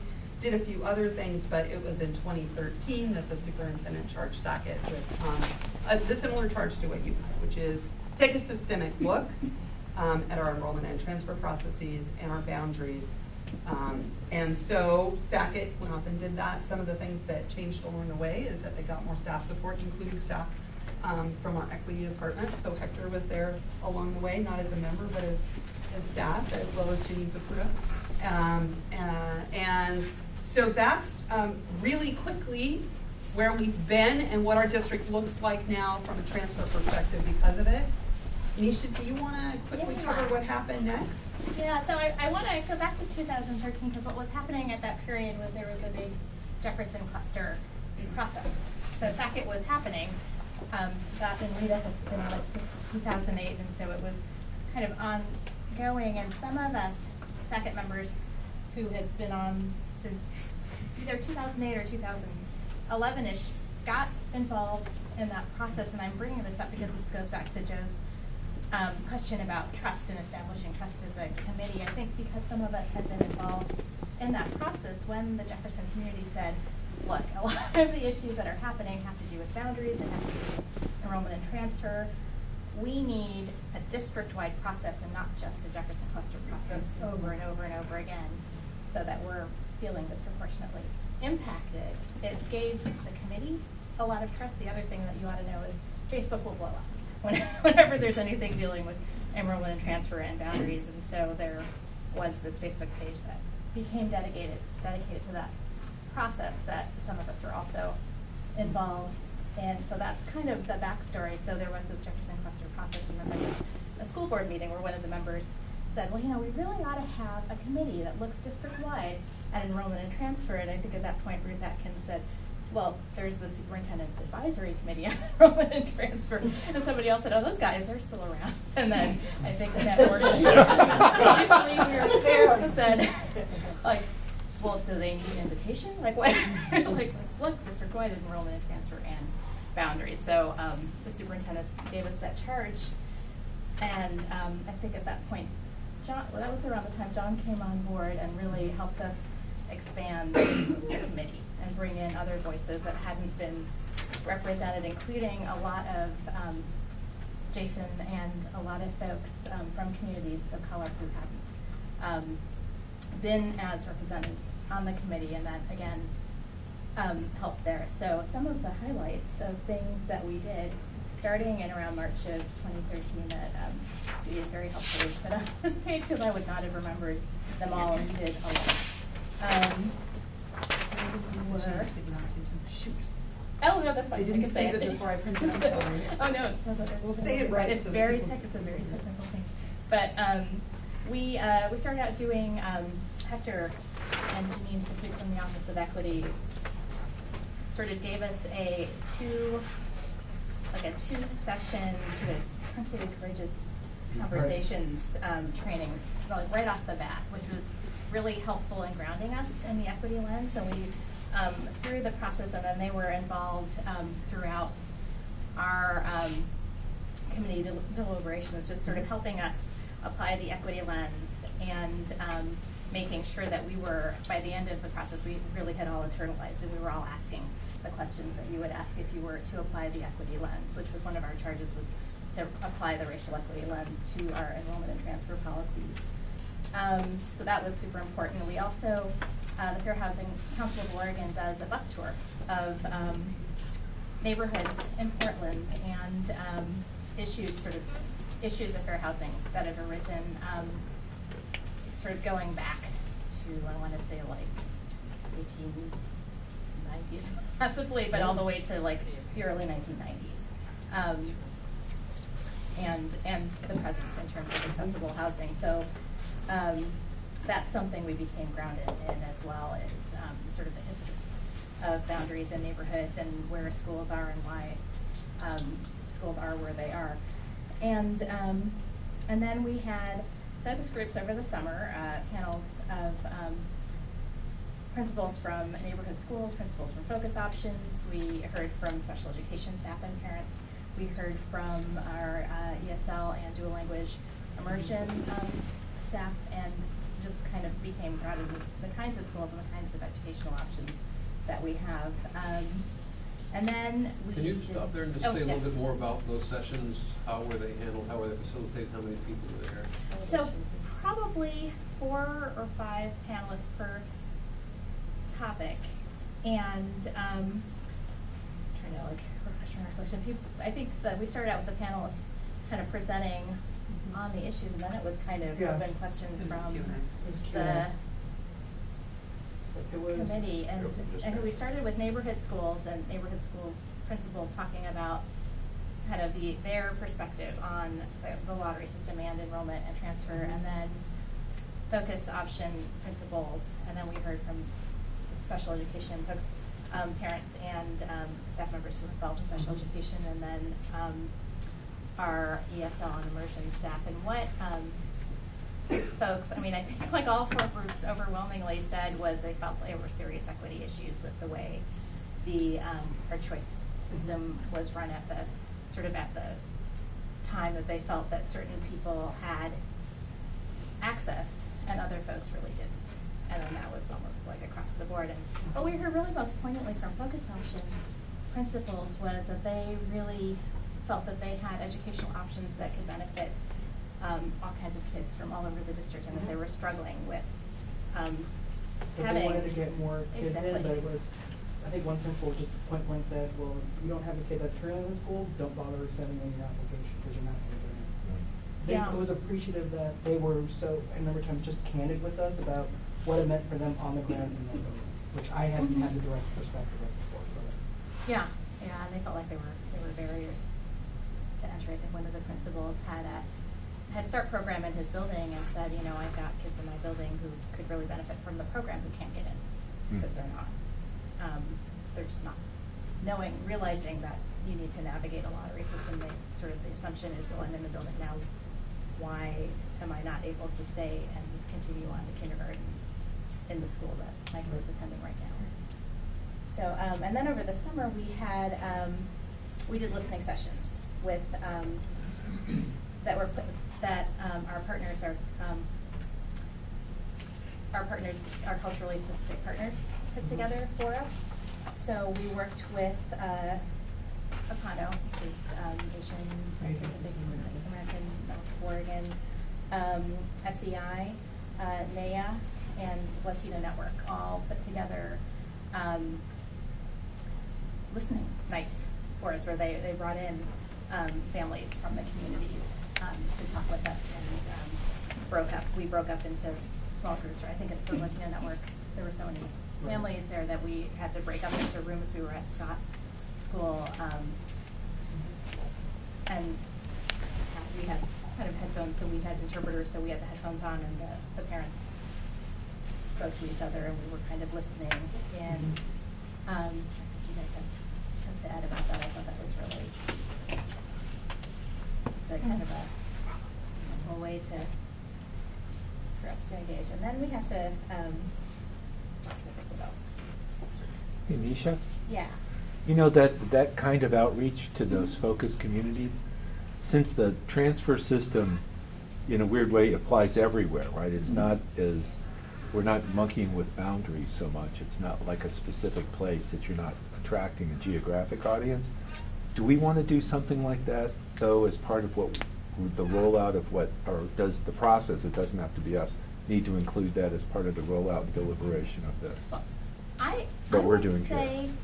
yes, because if we're just, I think when you just do a survey or you just have like big meetings, you don't reach everyone. You reach the people who are most easily able to track and access things. You kind of hear from the folks who, sort of have the ability to get involved and come to evening meetings. And when we worked with our culturally specific organizations, people kind of got an invitation, or they got like a personal touch there that said, hey, there's this meeting that might be relevant to you. Can you come? And I think we were able to reach folks we wouldn't have otherwise heard from. And what do you guys think? I think that was I feel like Scott is. I don't want to cut you off. But I think that this is absolutely the kind of dialogue that you all want to have for the next bit of time. So is there anything else, just as a summary of what you did? And I mean, like the bottom line is a ton of information, and trying to be really thoughtful about who you listened to and how you listened. And you had some major findings that are listed here, and then you came up with some pretty big recommendations that you got to the superintendent, who moved them to the board, who did most but not all, and left out one of the pieces that I know people felt kind of strongly about. So there's that discussion that you can have too. Yeah. So anything else about just in big picture what you did before you before you have the opportunity to really have more dialogue? So just kind of one thing that I was struck by was we all came to the committee with very different perspectives on school choice and how we felt about it. And I think a lot of us felt even 12, 15 months into the process that we were never going to come to consensus on anything, because we just all had such different perspectives. And I think the the tipping point was when we all met like as a group for an entire Saturday. We just kind of... It was weird. It just flipped. Hashed it out, yeah. It wasn't even hashing it out. It was like... It was like we were all... working it through. We took a morning break, and on the break I said to somebody, oh my God, here we are again. Can we ever get over this? And we came back, and it just happened. I mean, we didn't really have to, it just all of a sudden, people it just clicked. I think we were just all tired of like not having. Tired, we wanted to get out of Yeah. a decent hour, but I think that was the first time that I actually and finally understood where the entire membership was, and more importantly, why they were there. And so we finally created a space where you could really talk it out and really ask members, what was the story or the piece of evidence that holds you in that perspective, and if you're gonna throw them, if you wanna change, what's it gonna take for them to change? So you had time to like really work it out across the board, and every member had a chance to kind of have that give and take. So that's what built Your colleagues are nodding back there. True. Yes, and note that that meeting was over a year into the process. Well, that's what I wanted. Yeah. Way over a year. I want to say we were like month 16. Well, and how much was left of the process after that meeting? Not much. Oh, no. See, About so- 2.5 months. So right, there comes a point where you're ready to. Yeah, this is like this dynamic. Yeah. Yeah. I There can was a see point that. where we realized we were closer than we had thought all Yeah. along. Yeah. Right. Yep. I think closer than we were, and I think with the help of staff, realized that a lot of the aspirational things we were saying were in other policies. So it's like, oh wait, we're not creating the wheel, it's, okay, district, make the wheel go somewhere. So there's a lot of foundational things we realized that we had to our advantage that could really ground our work for the long term. I see. So, clarifying questions, and then we're gonna move you into a chance to build on what you're starting already. Coming to Michelle, and Yeah, then, it's me. and Don't then worry, I'll take Scott. care of it. Just kidding. So, although it does relate to what Scott and I were bringing up before, and I'm just, so we're gonna do a little small group thing, and then we're gonna share out, and I guess I would like to have people think about, and including you guys and anybody else who has a perspective on this, but it seems like this work that you did, there's quite a bit of institutional knowledge about growth, values, and vision, or whatever this survey is called, that exists already, and though it's not complete, I know a lot about what people's values and visions are just from following along in the process.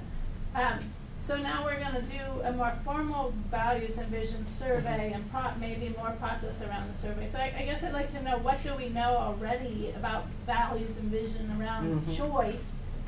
And are we going to include choice, people's values and vision of choice, in the next part? Because I can tell you right now, it's not in the draft survey. But I still think we need to go back to because I think people value choice. I mean, we get a C because we have some. We're not an F. So, if I could on that, I think that we can forward, John, can we forward to this group the results of the survey that people did based on the SACIT recommendations? There were 1,800 responses, and Yeah, I mean, the only I don't thing even know I'd the say stats. about it is, I mean, I absolutely, I mean, it's on the PPS website. Oh, I'll it send is, the okay. link.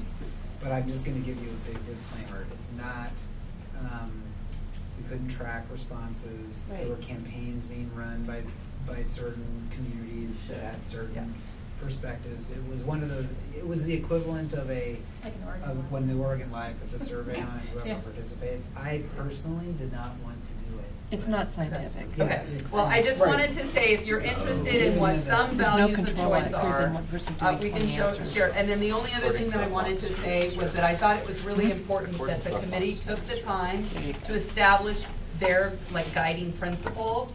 And they had, like, what's written on here was what they kept coming back to, what they agreed the strongest principle for that group was not that everybody should have a right to choice. That was not, and the strongest principle was that highest guiding belief that all students should have access to a high quality and appropriate education close to their home.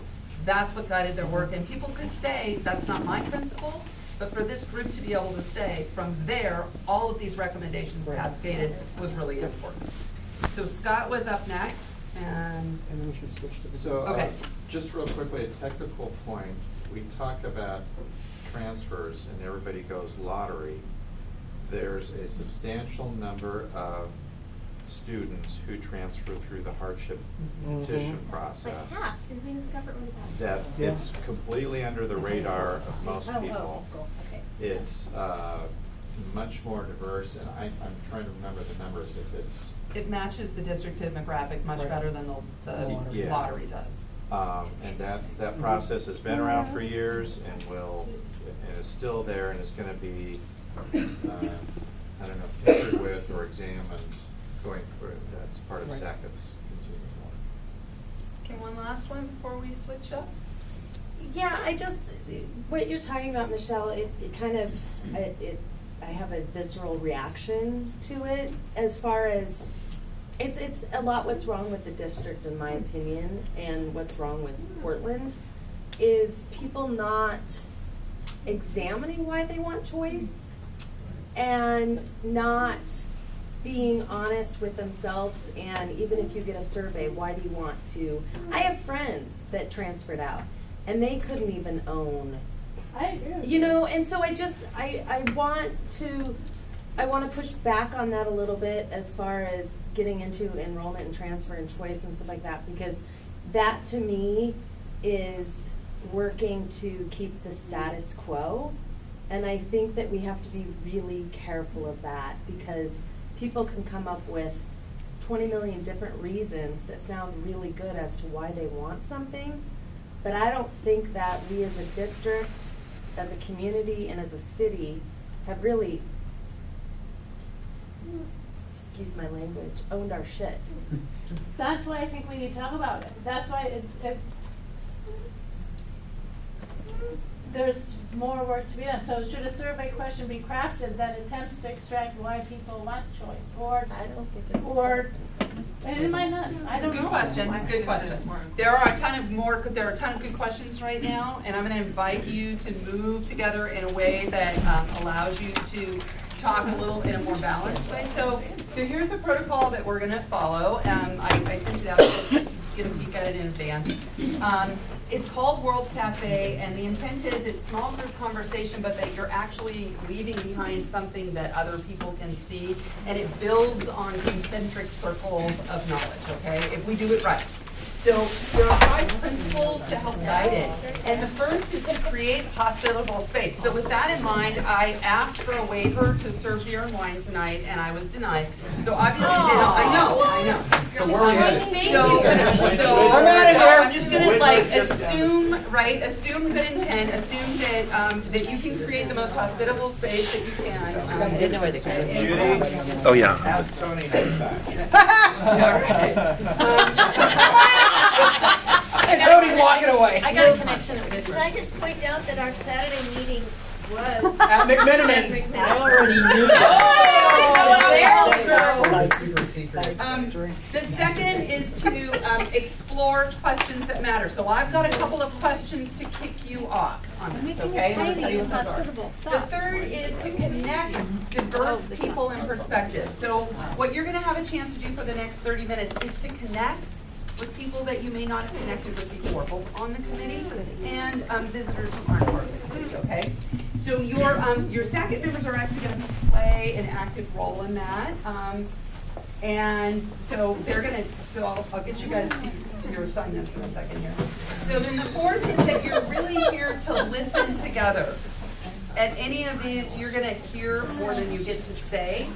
So this is about listening together and starting to build together understanding of patterns, insights, and deeper questions that emerge from what you heard. And finally, you're going to try and make your collective knowledge visible. So what you're coming up with doesn't just live within the moment of your thought, but you have paper on the table, and you have markers that are really great. I got them at the dollar store, but they're pretty colors. And you are encouraged, you are asked to please, doodle and note the most important things that you're hearing. Go ahead and write them down, make notes, put stars next to things that sound like what you were thinking anyway.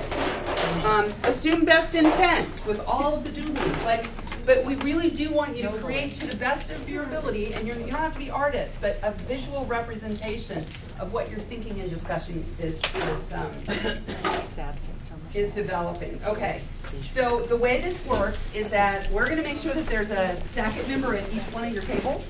And I think you have enough people for 5 full tables of 4 people. So I'm going to ask Michael, you to move back here, and Allison, will you move back here as well? John, take you out.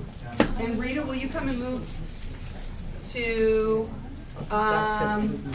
Michelle, will you come and move here?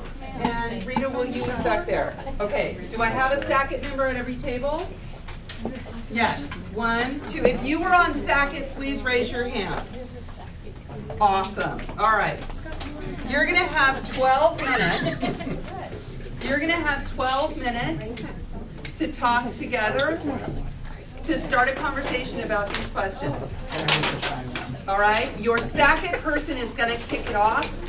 Every person at the table should have an opportunity to talk a little bit before you open it up to the group. And again, encourage you to use your devices here to make some notes, and what you have in your little bowl are the questions that we'd like you to consider. So I don't know if these are the only questions that matter, but they're the questions that we'd like you to consider now. What can D-BRAC learn from SACIT's experience? How can the 2 groups leverage each other's strengths now to support successful district-wide boundary review? So for the next 12, yes, question? Yes, question. I heard you say 12 and I also heard 30 minutes. Is it 12 minutes for these 2 questions? You get 12 minutes now, and then you're going to switch and go to different tables. 2 questions, 12 minutes? So those questions for the next 12, those are the only questions. I'm not going to dominate where your conversation goes, but those are the questions that we hopefully will give you a good starting place. So for 12 minutes, Jen, will you help us keep on track? 7:34, 12 minutes. SACIT, yes, SACIT peeps will stay put. In 12 minutes, I'll tell you what to do next. But right now, just kick off your conversation. SACIT folks, why don't you get it started at each table? Okay, I'm just speaking my perceptions, not anybody else's.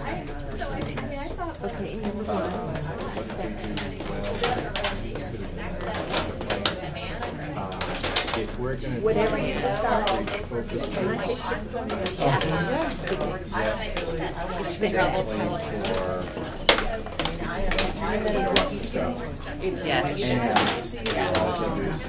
The body says if you have a think like this in my brain.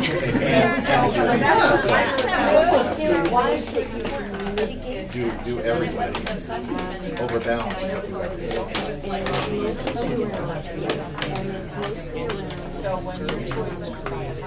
So again, very kind of like staff. One of my other duties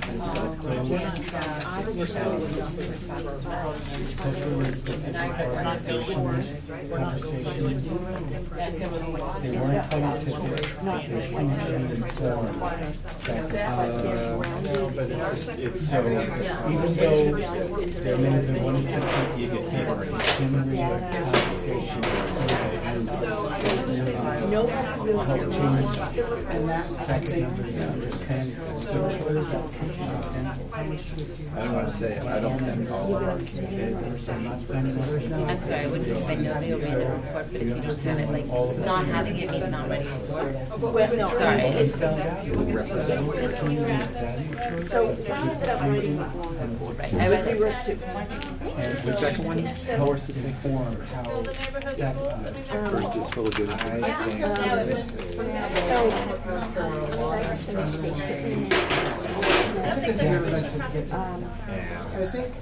If we had some people. What's very long is cluster. So which we work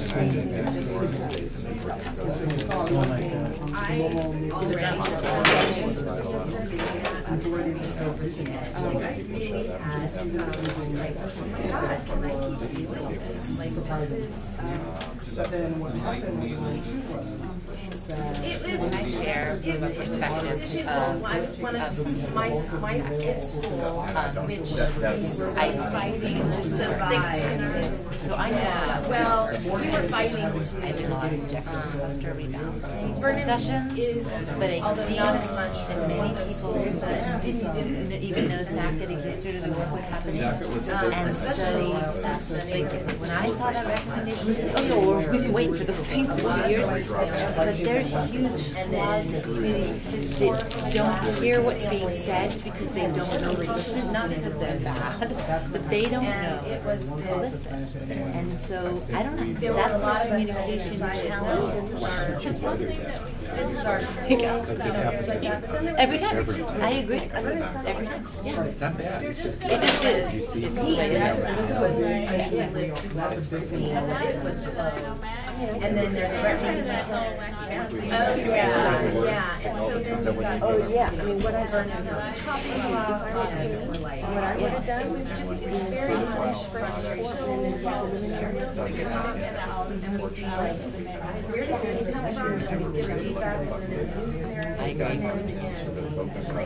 And the So can I front of the law. When you were watching it, differences where, what they were Jefferson. Yeah, so. There's story details on that. Suddenly, we came up with these 6 scenarios that we. Do you think that then would have allowed you We initially said we're looking consider distance when that happened? Because you could have said this was our recommendation and this is what. we never really looked at mine. Because Then we you really never. constructed the vision and they sort of gone into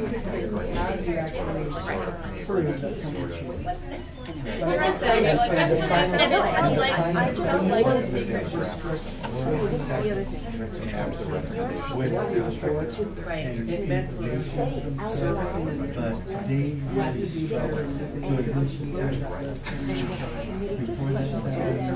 So as much as before we're gonna get majority. They all ended up to minimize the number of noise and votes everything because they struggled with it themselves.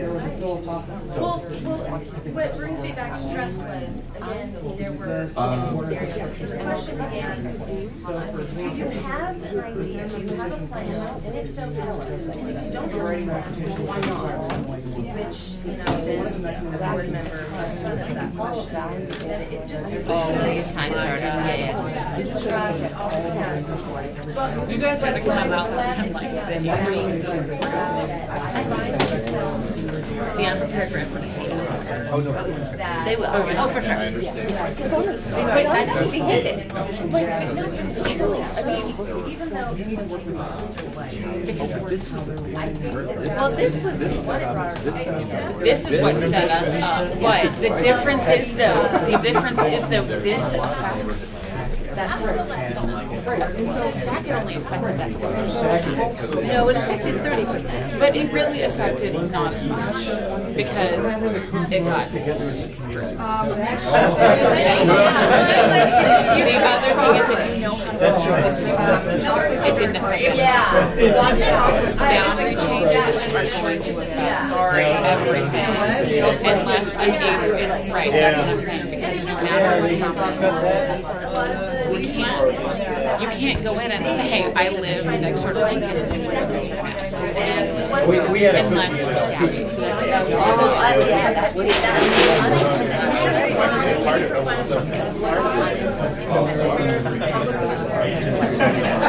Right, like in there's always right? 5 minutes till we shift groups. 5 minutes till we shift Not that we groups. should focus on it, we should be, oh yeah, there's always gonna be anything that comes. Hey mom, I gotta get So one of my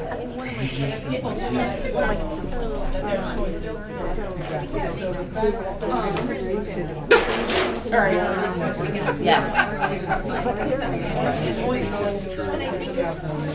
Joe, it's. No, I think it's. But I think that this is a large organization. No, it blows my mind. So I think some of things are Yes, I would agree. I think that was the first thing. That's what I was doing. Which, sorry, thank you for being articulate. Predicted doesn't mean it wasn't predictable. So I think that that's kind of what I was going to do. That was what I was going to But the thing is, I think that question is really, not is there going to be one, right? Because we know that, we all know there is. Well, that's not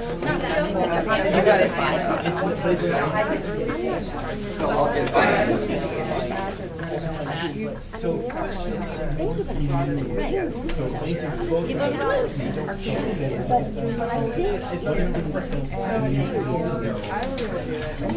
I feel like we have kind of.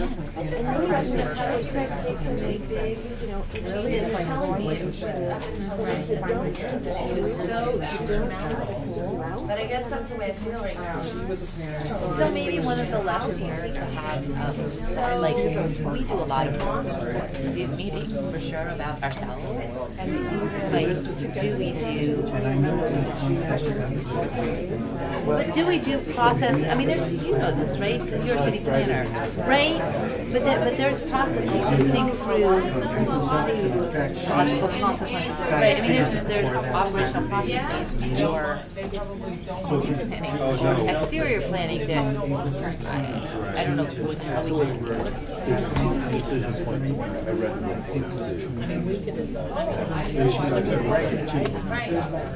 So again,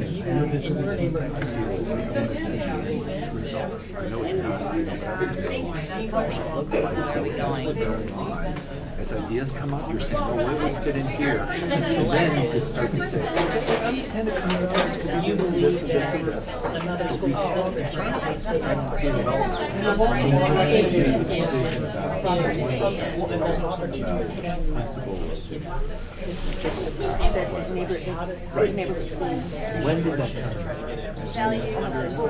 When did that so that surprises me too, because I agree with it, but you know, here, talking about it, there's that whole trope, that whole sort of storyline of choice that's out there.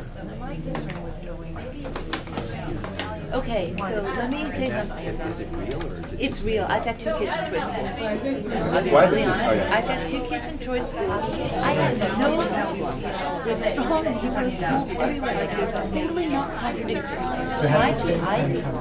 I need choice for 2 30 seconds. very different. I live in a neighborhood with strong school, but it's pretty strong school. It is. I could live anywhere in the city. I would have been sad. So it's not about. It's not about this and not. I can't. Does that make sense? No, it does, but that's a okay. Yes. Well, that's. So, good announcements, please. Okay, so thank your table mates, and now what's going to happen is that the SACIT members are going to stay at the tables, and the rest of you are going to get up and rotate to a different table. Try and go to a table that with people that you haven't been at yet. Okay? So go find another table. Or maybe this part of it has. You're right. I understand the consequences of my actions. I think the second thing, That's but I think it works better if everybody gets up. But Go right there now. Okay, so now you're going to greet new people at a new table, and the first thing that's going to happen is your host. So the first thing that's going to happen is your host, your SACITeer, is going to, come on in, is going to quickly share what the big statements people made before. Did everybody hear that? Am I gonna do the 2 claps? Did you say something? I'm so used to it. Okay, so what did people share at the table before? Your SACIT, I want you to know that your SACIT folks all got this in a very long descriptive email from me yesterday, so if they don't know, that's their fault. Did I miss out on What email? Yes, Tony, you have been voted off. Yeah, you're over there. D-bracketeers. I can't help with that. Okay, so they're going to explain to you. Okay. Second members, please help explain what the conversation, what came up at the table before. I know you guys are already moving on. And then what we would like you to do is each of you bring into the conversation something that's a connection to where you just were. Okay? What came up for you at the last table? Do you see it connected where you are now? Start making those connections, draw them out, write them out, and see where the conversation takes you for 11 more minutes. Okay, mostly we talked about So I think we mostly talked about that one. to hearing from historically underserved communities about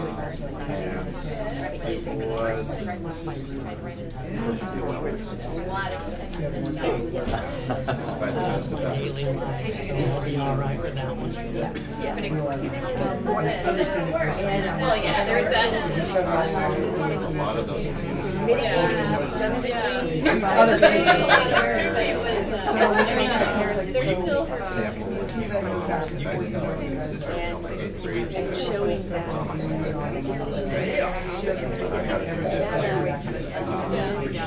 It's shorter. My recommendation and we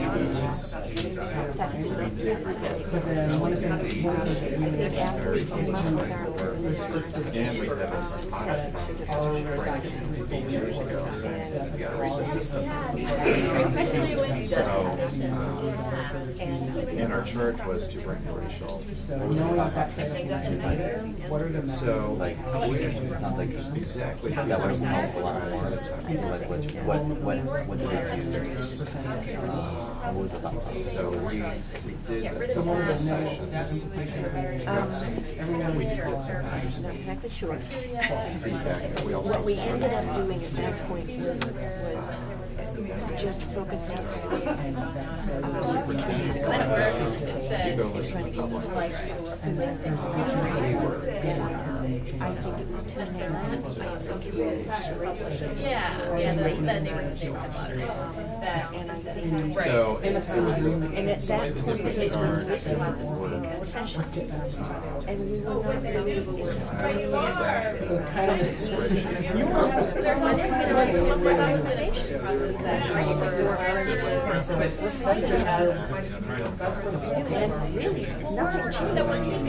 so that's what we kind of, when we talked about but we were going to make it. So my recommendation. why would this group want to do some sort of boundaries like that? Do your due diligence. When you know what you think. Survey, narrow, wide, broad, what else is going on? Other in every community, I'm sure there's been moments of practicing hand and hot, but they've always ended in a really good place. Honestly, we're trying to be transparent and engage and understand. So part of that was what I think is important is what's the problem?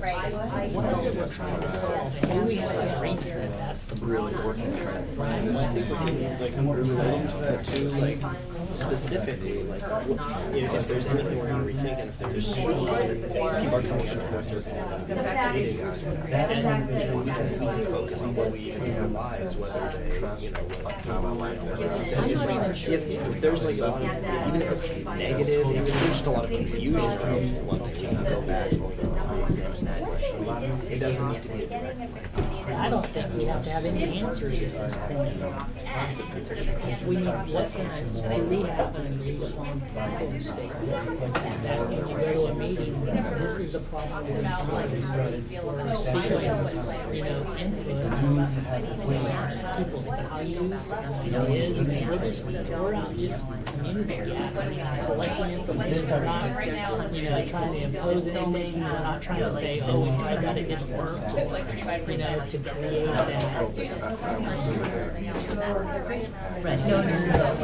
Here the district is, they've already made up their mind, this is really about information. Right, I know, Because they were local, or because there was something they were really worried about?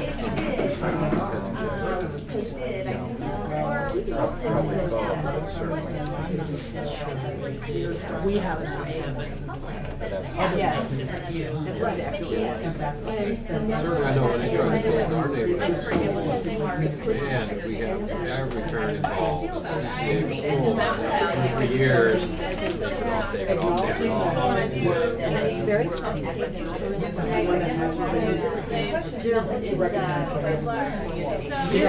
and actually, this is probably a bad word to use. You might be looking at it, might be something like, what we want to do is ensure and right now, that doesn't exist in every school. How do we manage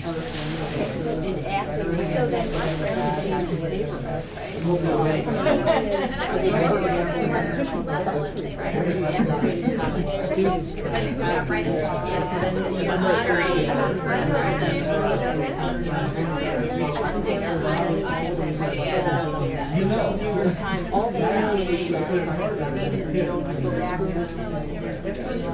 one of the other things I jotted down over there was we've made better changes in the past.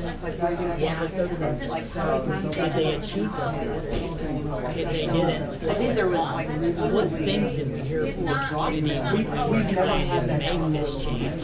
It's what's the values. And what's did it achieve them? Was it successful in the end? I don't know that we pulled it, and I know we've done some, but I would like to see that.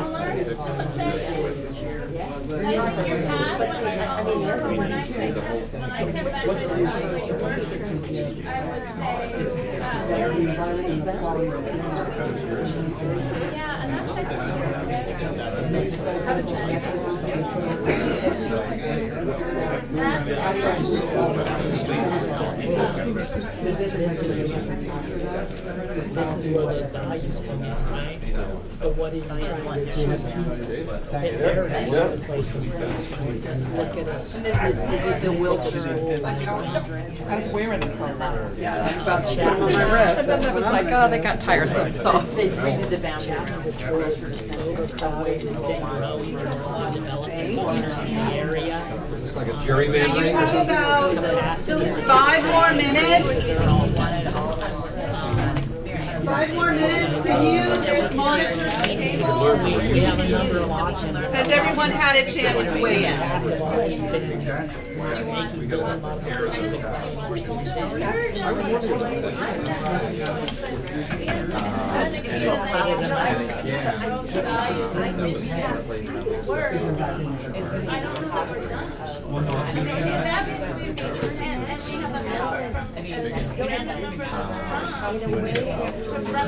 Fully prepared for that.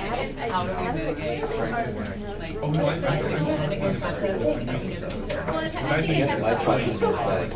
Yeah, we're done with that.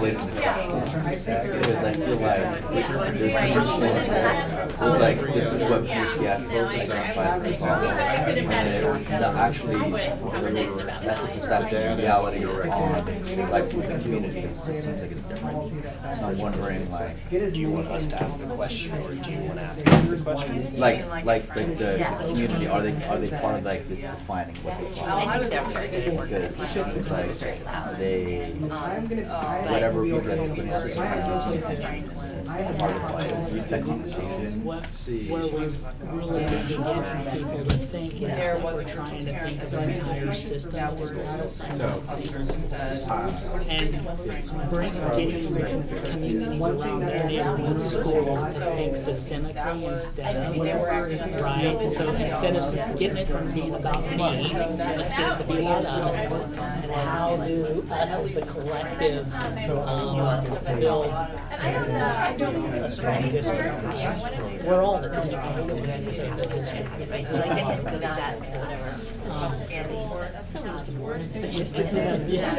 Anyway, I guess what I'm saying, graduation rates. So the other thing that's, I think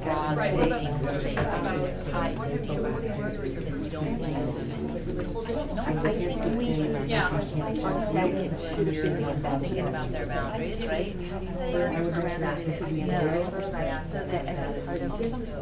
No, of course. Some people are, but those people are all here, whatever, but there's 40, I was 40.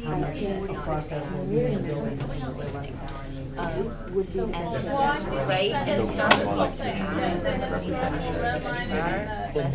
That'd be good for me to go out. These are more like conduits. Then it will help us. I think It was appointed, but the validity of the understand the validity of the process, not change the process. They don't have to agree with it. They don't have to like it. But they didn't have enough special Every one of those things, and it's partly, I'm working on this. but I mean, it was, There are some school leaders and PTA reps who are on top of this stuff. I mean, I'm not talking about their experience. I'm talking about like, And even you that, guys asking. communication across. I mean, I'm just trying to. Other things. 30 seconds. 30 seconds. We have to make that 1 minute. Are you in a place where you can wrap up in 1 minute? Feel good about that? 1 minute? Thank you. I just have a question, because you're on like student government, right? Yeah. Like, is there a way for you to feel like there are spaces for you, your fellow students, like with this or with this? Yeah, in a way that they can like. That's probably sure, but I don't know how. I don't know the questions to ask. That would be of consequence. For certain areas like transportation, that should, I think like that should just, we should just have students come in and tell you like, okay, how do you get to school? Like, I don't think we should be like just assuming anything. Like I take the bus.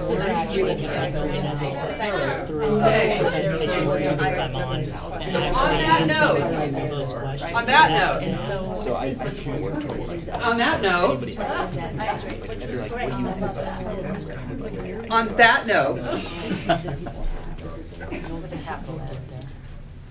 on that note, and on that note, take a moment to thank your table mates for what I hope was a rich conversation. And Jim's going to walk you through a quick debrief.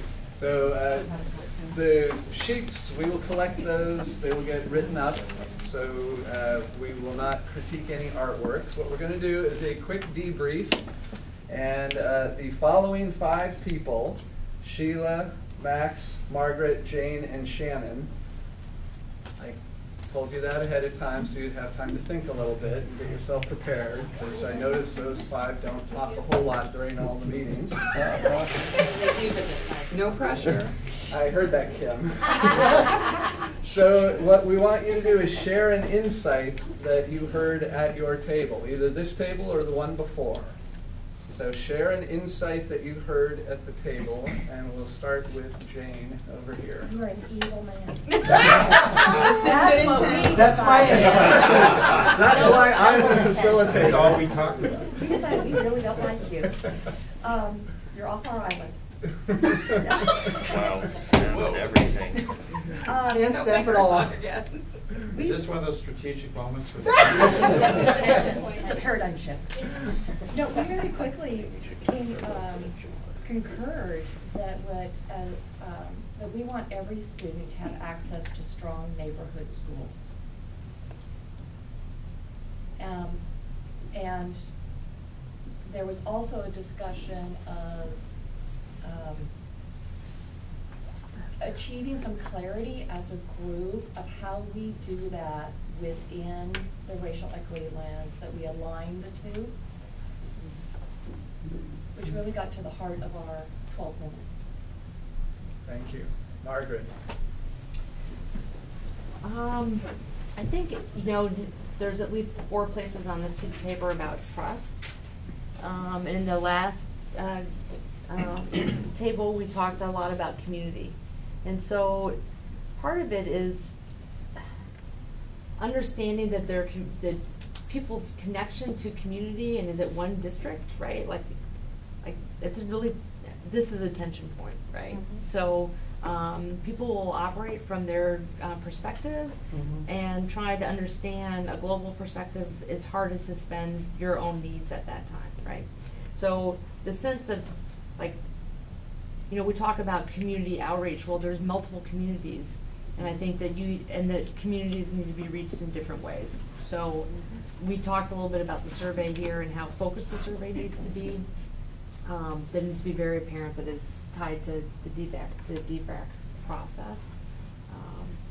But how that gets, I mean, some of it is that you have to meet communities where they are, and a survey may or may not do that. Thank you. Max?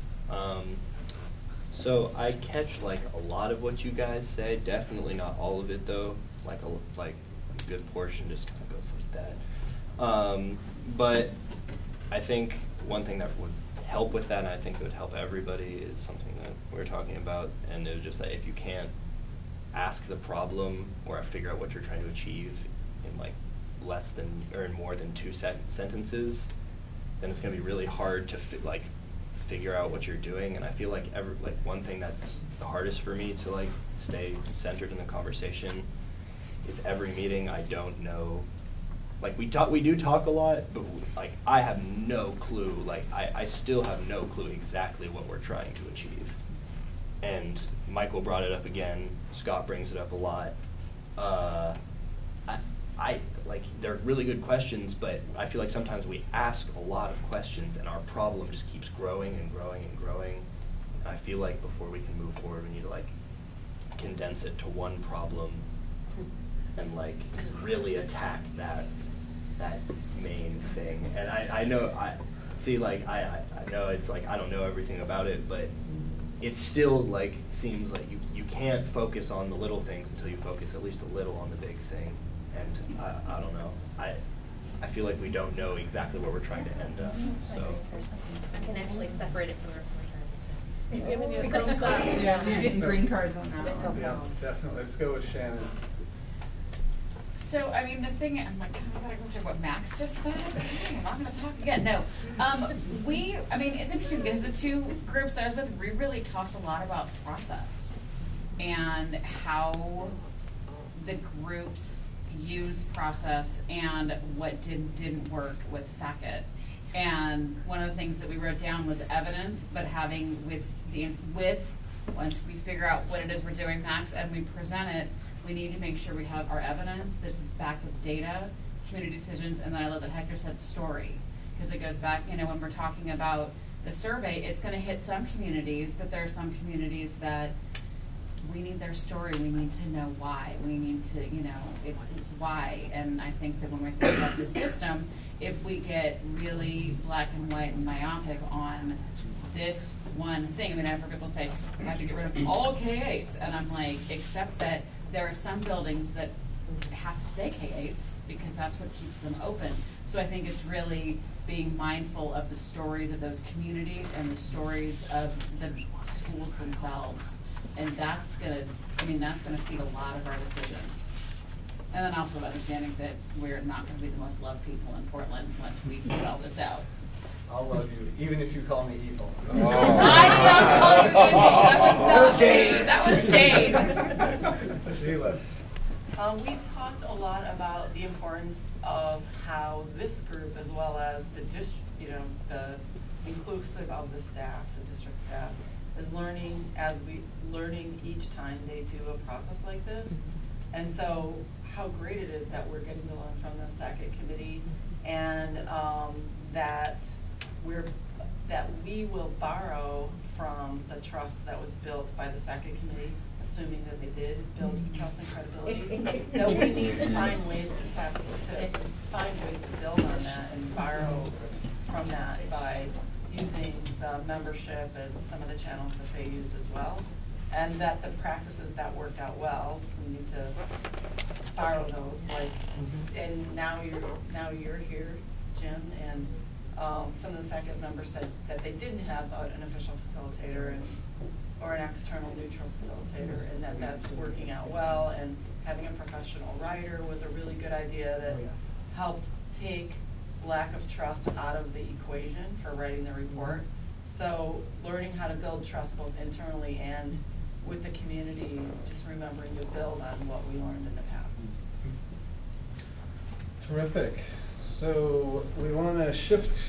So thank you for that conversation and for sharing with each other and reporting out. And just to put a little closure on that agenda item,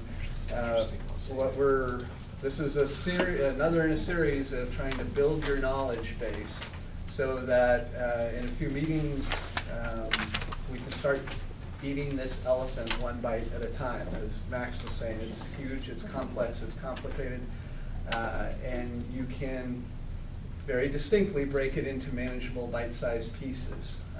It's easy to say, it's hard to do, so I don't want to mislead you. There'll be a lot of hard work, but we can find a way to devour some manageable pieces and get a good result.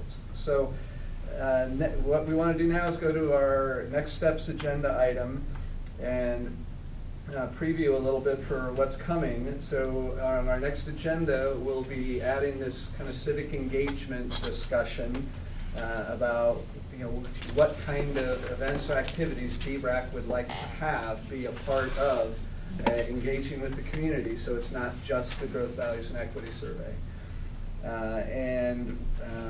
We also, and I've got a note here, Judy wanted to talk about some cluster pieces. What you might be doing in April. So before we get to that, we also need to track down, or Scott's question about wanting to know what else PPS is doing around broader educational values with the community.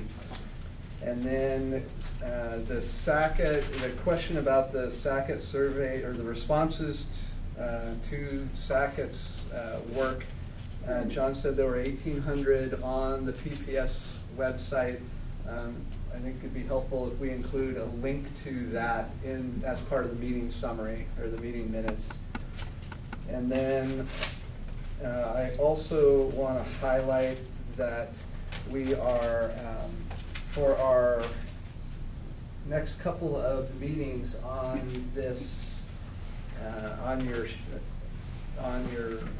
work plan, we'll continue these educational pieces, and there'll also be these spots around the Growth, Values, Equity Survey. So we heard some invitations to the group. If you have burning issues or a key thing that you want to have considered to be explored in that Growth, Values, Equity survey, email it to Scott, Misha, or Michelle, the three that are on the committee. And as I recall, one of them said that committee is meeting on Friday. Not this Friday. Not tomorrow, a week from tomorrow. So send some info to them, and I'll turn it over to, and Judy will frame something for you, and then we'll do these, and then we'll do our 2 words. Judy. Yeah, so if you haven't started your pink sheet, you feel free to get started on it now. So if you recall at the last meeting, I mentioned what I consider to be kind of like a like a capstone project. At the end of these learning sessions, you would move to into groups where you would do some summaries by clusters. And I don't know if you folks have had a chance to think about that since, but what I wrote up here is a really brief summary of what I think that would look like. So a group project.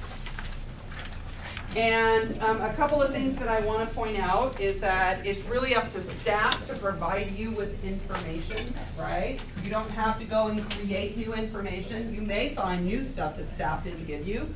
And I wanted to show you some examples of what that information might look like, okay? Because you may wonder. So you have your profiles, books from the past, that's some of the information. But in the past, we've also done things like this. We call it a data pack. It's an enrollment data pack. So here's one of those.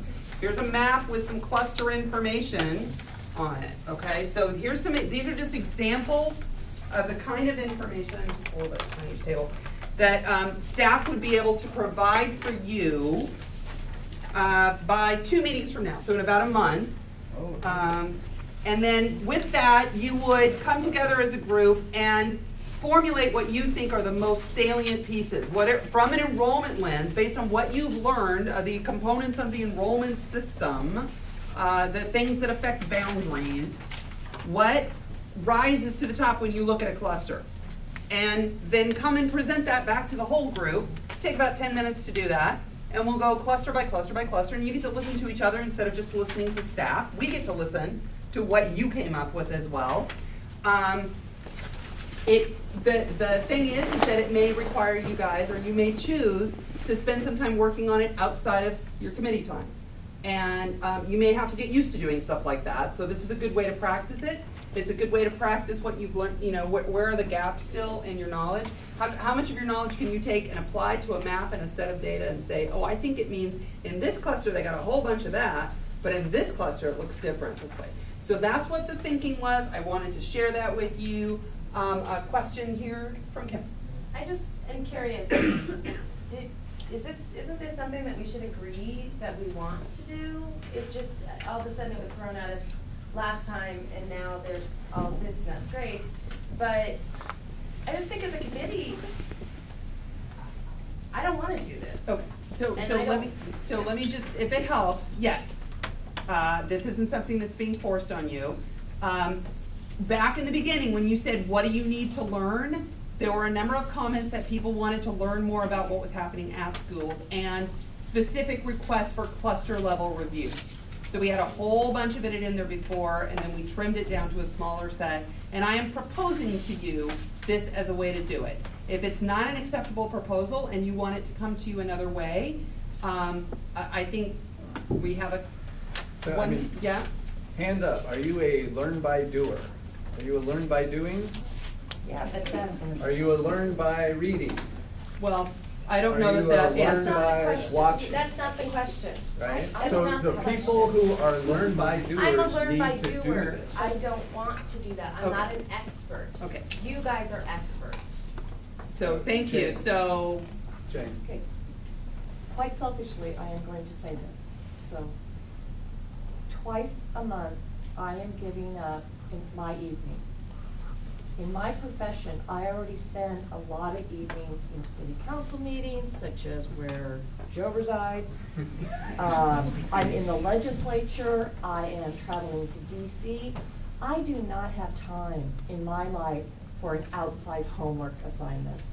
Quite boldly, I say that, but honestly, don't assign me anything. It's not going to get done, and I will not commit to something unless I'm going to do it. Fair point, thank you very much. So if there's, so you have your red, yellow, and green cards, if not yours, others. Is it okay to just ask you a question right now, or do you want some additional dialogue, Tony, additional feedback? Well, I'll propose maybe members suggest some sort of analysis that they think should be done. Not that they need to do it, but they pose a question like, what grade configuration changes might work in a cluster?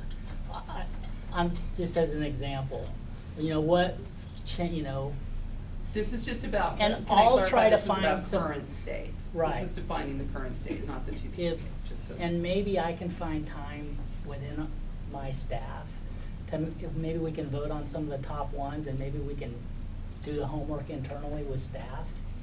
I don't know. I'll throw that out there as an option. Yeah, so if this is relevant information that you still want, so I guess that's a question, do you still want a review that goes at least cluster by cluster of the schools in the system today so that you have sort of a final summation of the current state before you start developing your framework and other things? That would be the first question. If so, do you want it to be a more participation event where you are participating in building it, or something that gets delivered to you from staff? So those are two separate questions. Comment from Sheila and then. I just want to push back a little bit because I think it should be voluntary. Okay. But I also think that just reading a report is not going to help people understand the dynamics of how this plays out.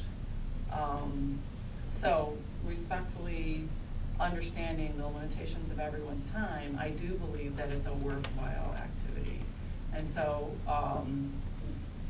you know, I think that it's an opportunity for deeper learning for the committee members, and that those who are interested in having that and maybe leading the rest of the group in a better understanding of it maybe could be a way to pursue it. So, Max, So I'm going to observe that we're 3 minutes over.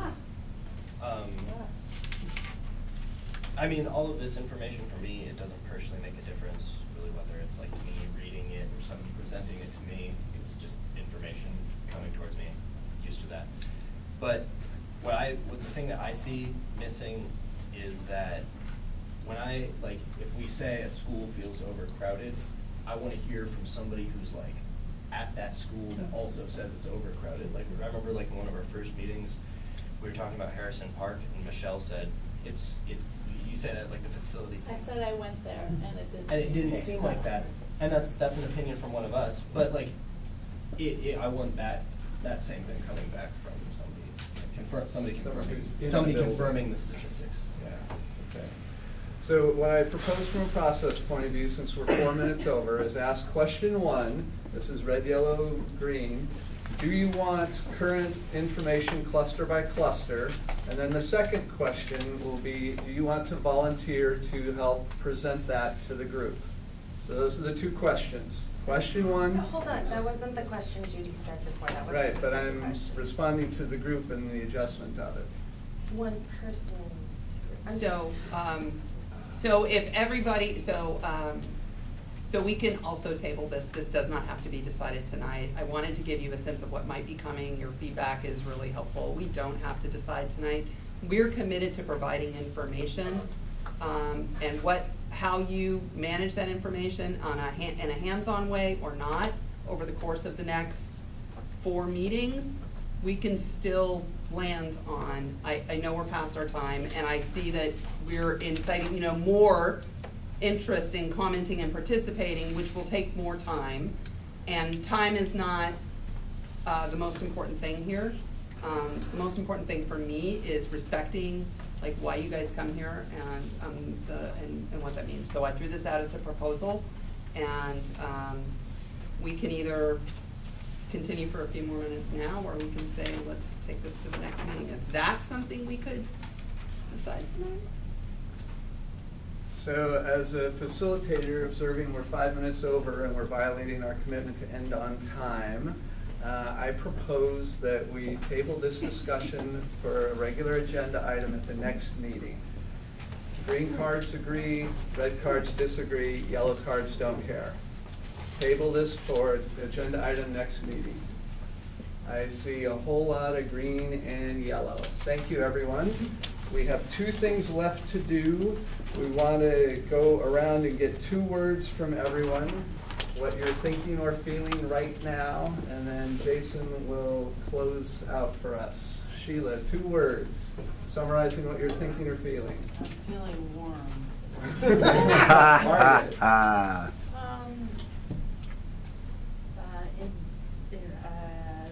Enough of tasks.